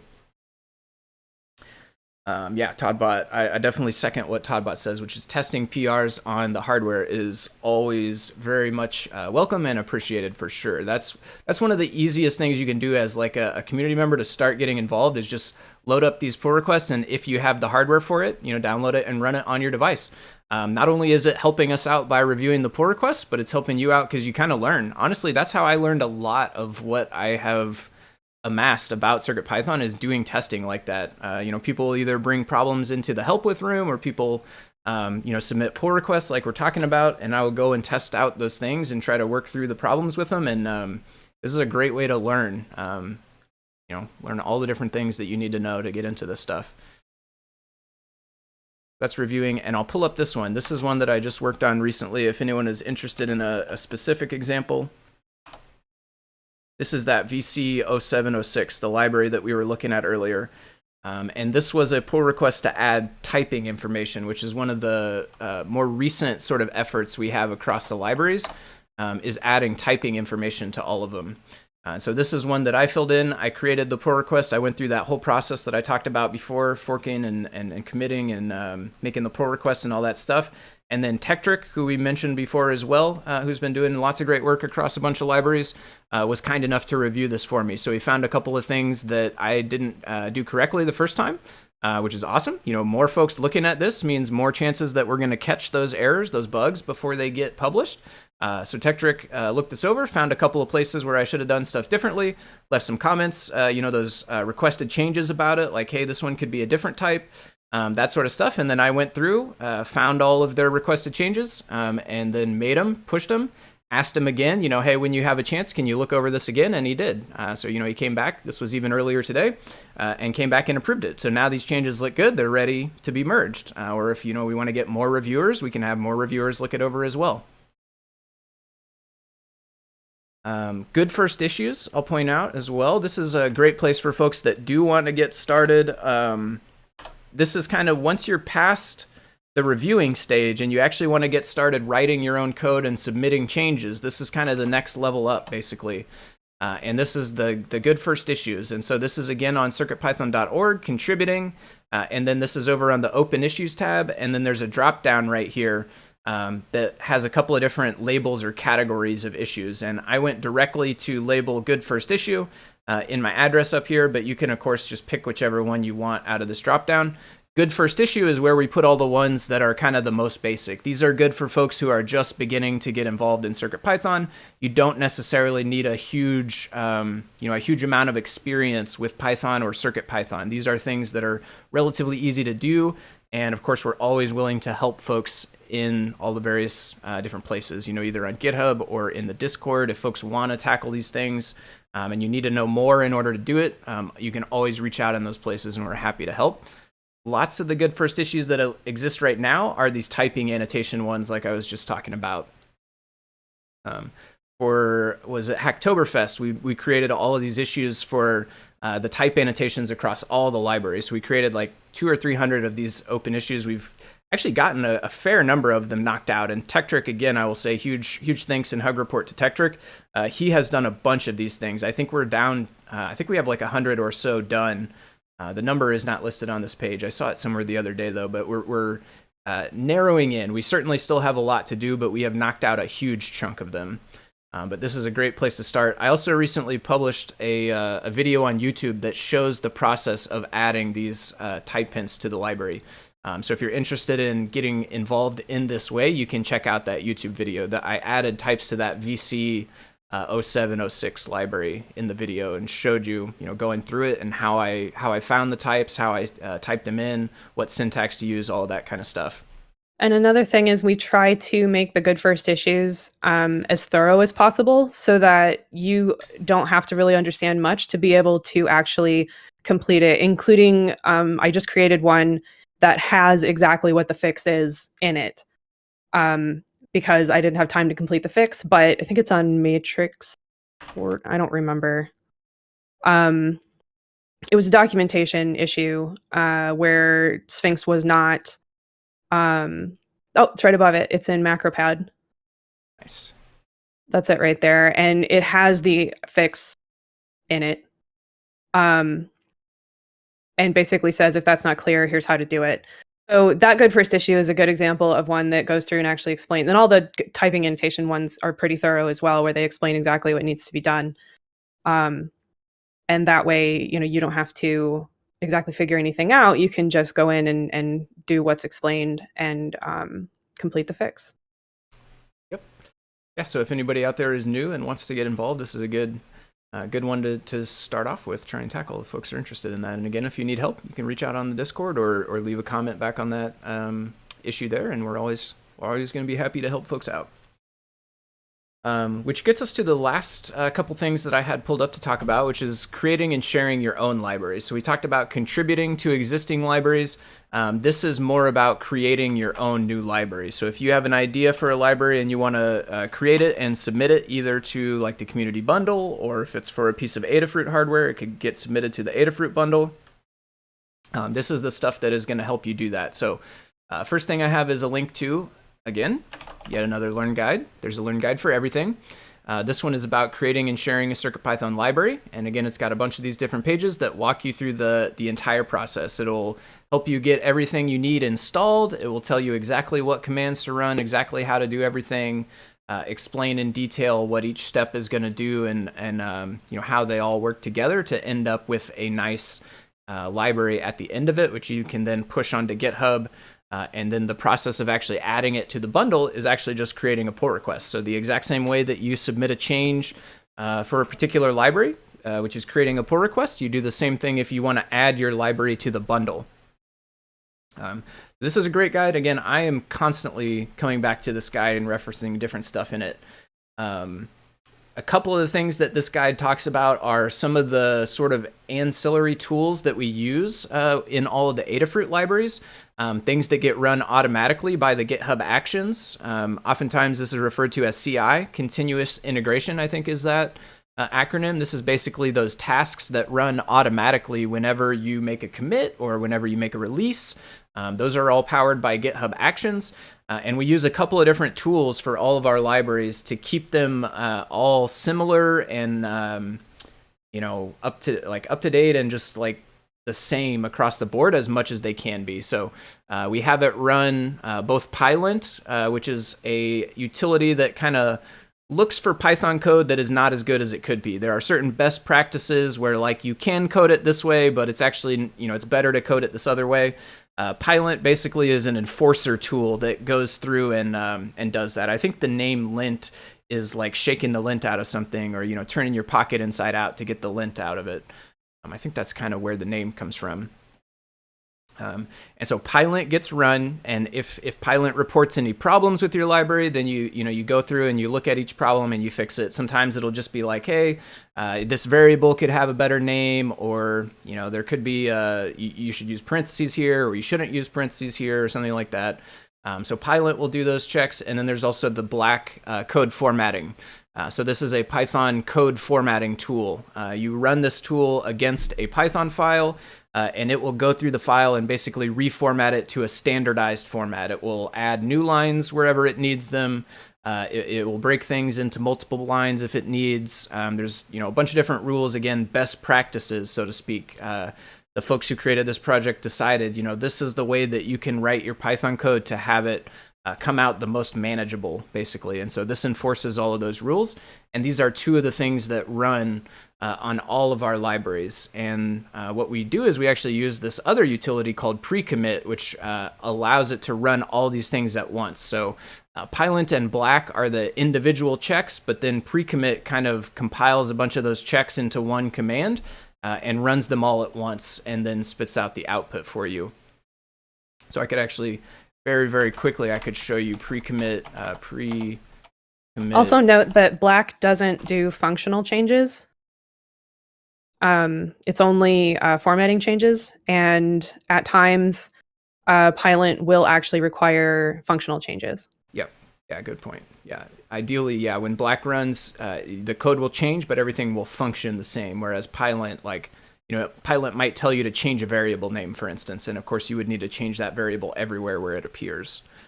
And so you can see here we run pre-commit, and it runs all the checks. We have a couple of different ones, including the Black and the Pylint, like I talk about. We also have a couple more in there, like reuse is checking for licenses. There's one that checks to make sure that there's a empty line at the end of all the files. All of that different stuff happens inside the pre-commit checks. And then the last thing I had pulled up to talk about here was the cookie cutter, which I think we've mentioned a few times. But for folks that don't know, cookie cutter is it's an external project. So Adafruit did not create cookie cutter. This was created by a person out there in the world. They created this project called Cookie Cutter, and what it allows you to do is basically templatize your own projects. So you create a set of templates that include all of the basic things you want in your own projects, and then you can run a command, and it basically gives you a series of questions like yes or no. Do you want to include this thing?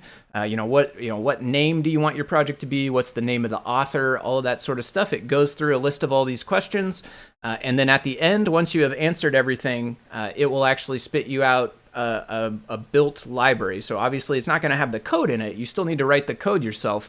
But all of the sort of meta files, the stuff that runs GitHub workflows, the license files, the hooks, the tests, the examples directory, the gitignore files, all of the sort of meta stuff that we include that's not necessarily like specifically code, this will actually create all of it for you. So this is a super good way if you do want to create your own library and you want to take advantage of all the infrastructure stuff that's set up, like the GitHub Actions, the docs building that gets pushed up to read the docs, all of that sort of stuff. If you build your library with this cookie cutter tool, you'll get all of that stuff for free, essentially. You answer all the right questions during the prompts, and then you don't have to worry about going out and actually finding all of these different things and copying it in.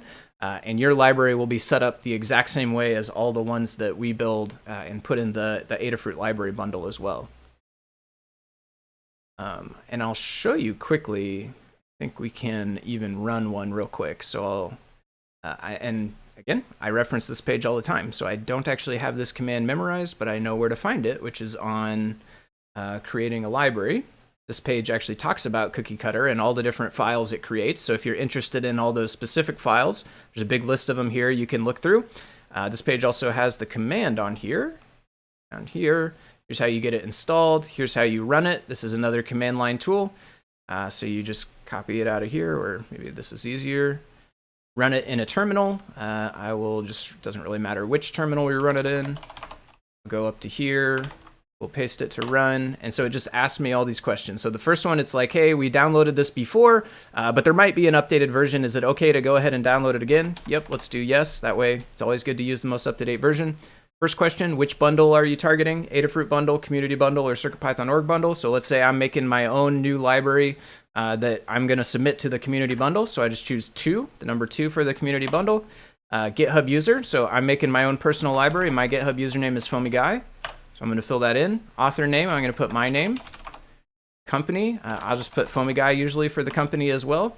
For Adafruit, of course, this would say like Adafruit Industries here. The library name, let's say Deep Dive Example Library. Example Library. You put whatever the name is here. You use the shortest name, and it will kind of append a couple of, or prepend, I should say, a couple of things to it if you want it to. Library description, so you type in a brief description. An example of using Cookie Cutter. Keywords, these are things that will help the library come up in GitHub searches. So I'll just do something, some basic ones like example and library, maybe, and Cookie Cutter. If you're writing a library for a specific driver or a specific type of thing, you can include like accelerometer or anything like that in here, just to make it easier to find the library. Prefix, this question, all the Adafruit libraries, we prefix all of them with Adafruit underscore CircuitPython underscore. So that prefix is on the name of all the official Adafruit libraries.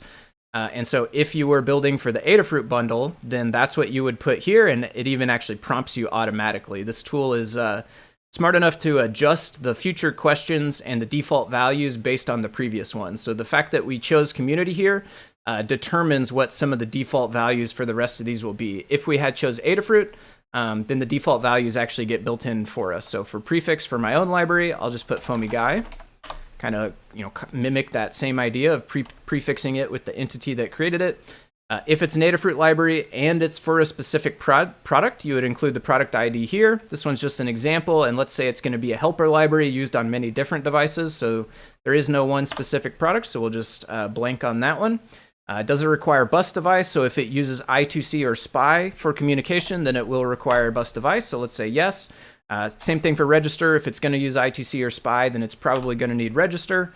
We'll put yes for that. Any other requirements? So this is where you would list other libraries that are required by yours. If you remember back to when I showed circup installing PyPortal, it installed or it noticed a bunch of those other requirements that it prompted us about.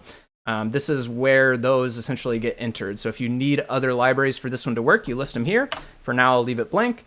Do we want to release it on PyPy? I'm going to say yes.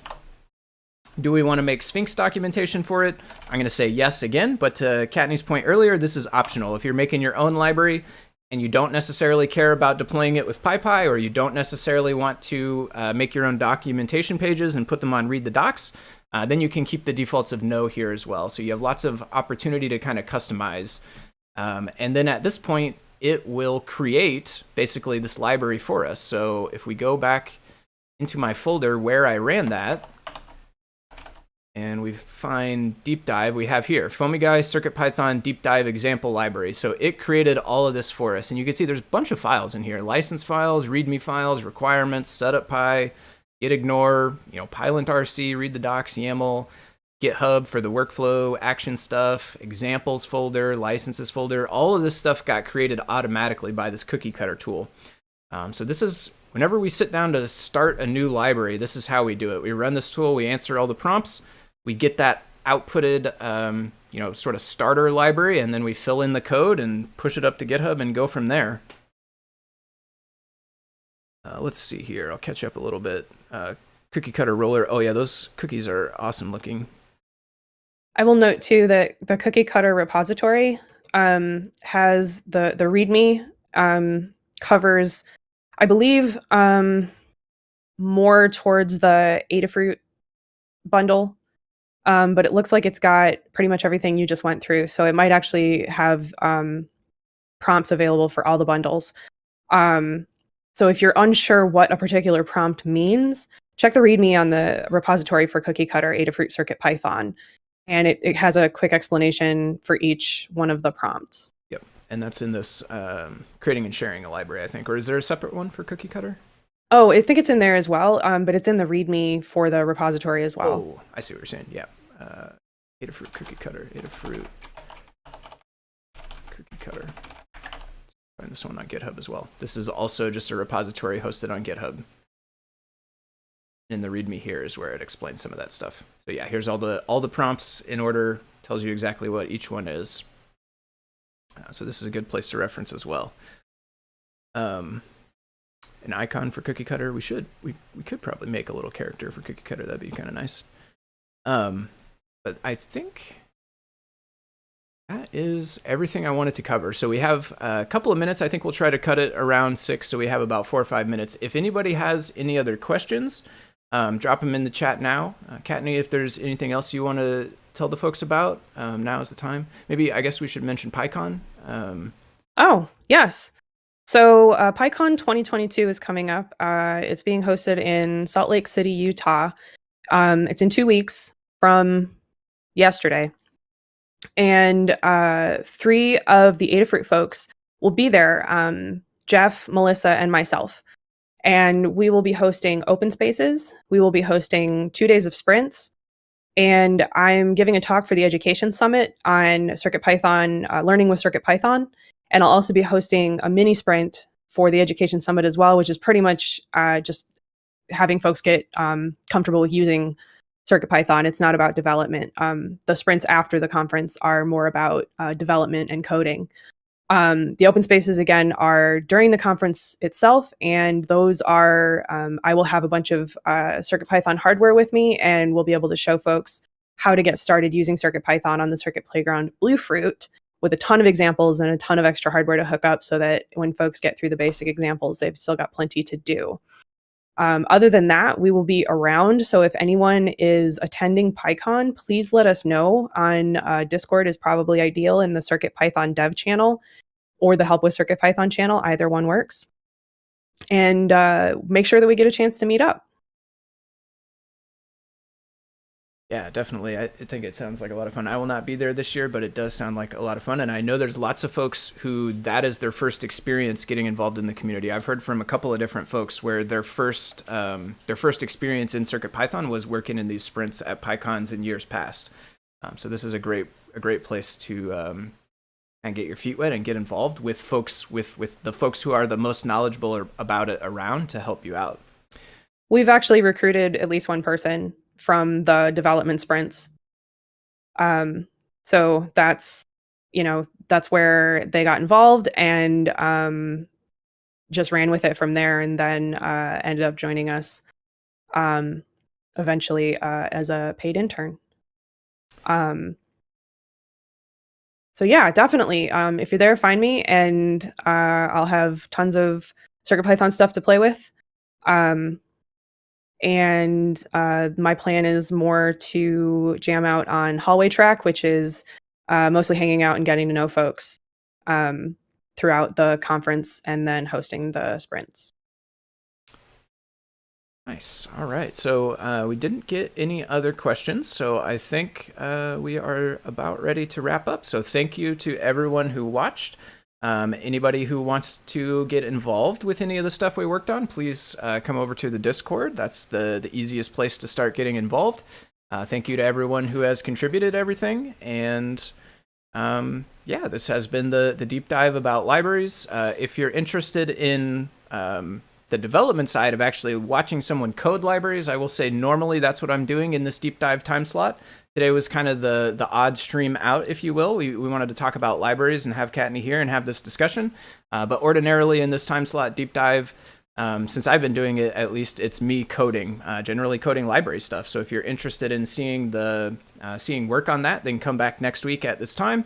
And I will mention also that I do stream on Saturday mornings as well at 10 a.m. Central Time, which is 16 hours from right now. I keep telling myself I'm going to get a countdown thing that I can just pull up quickly, but I still haven't done it yet. But no matter which time zone you're in, 16 hours from right now, if you come back to this live broadcast chat, I will drop a link and I'll be working on some kind of CircuitPython library tomorrow.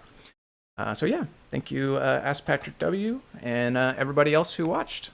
Thank you, everyone.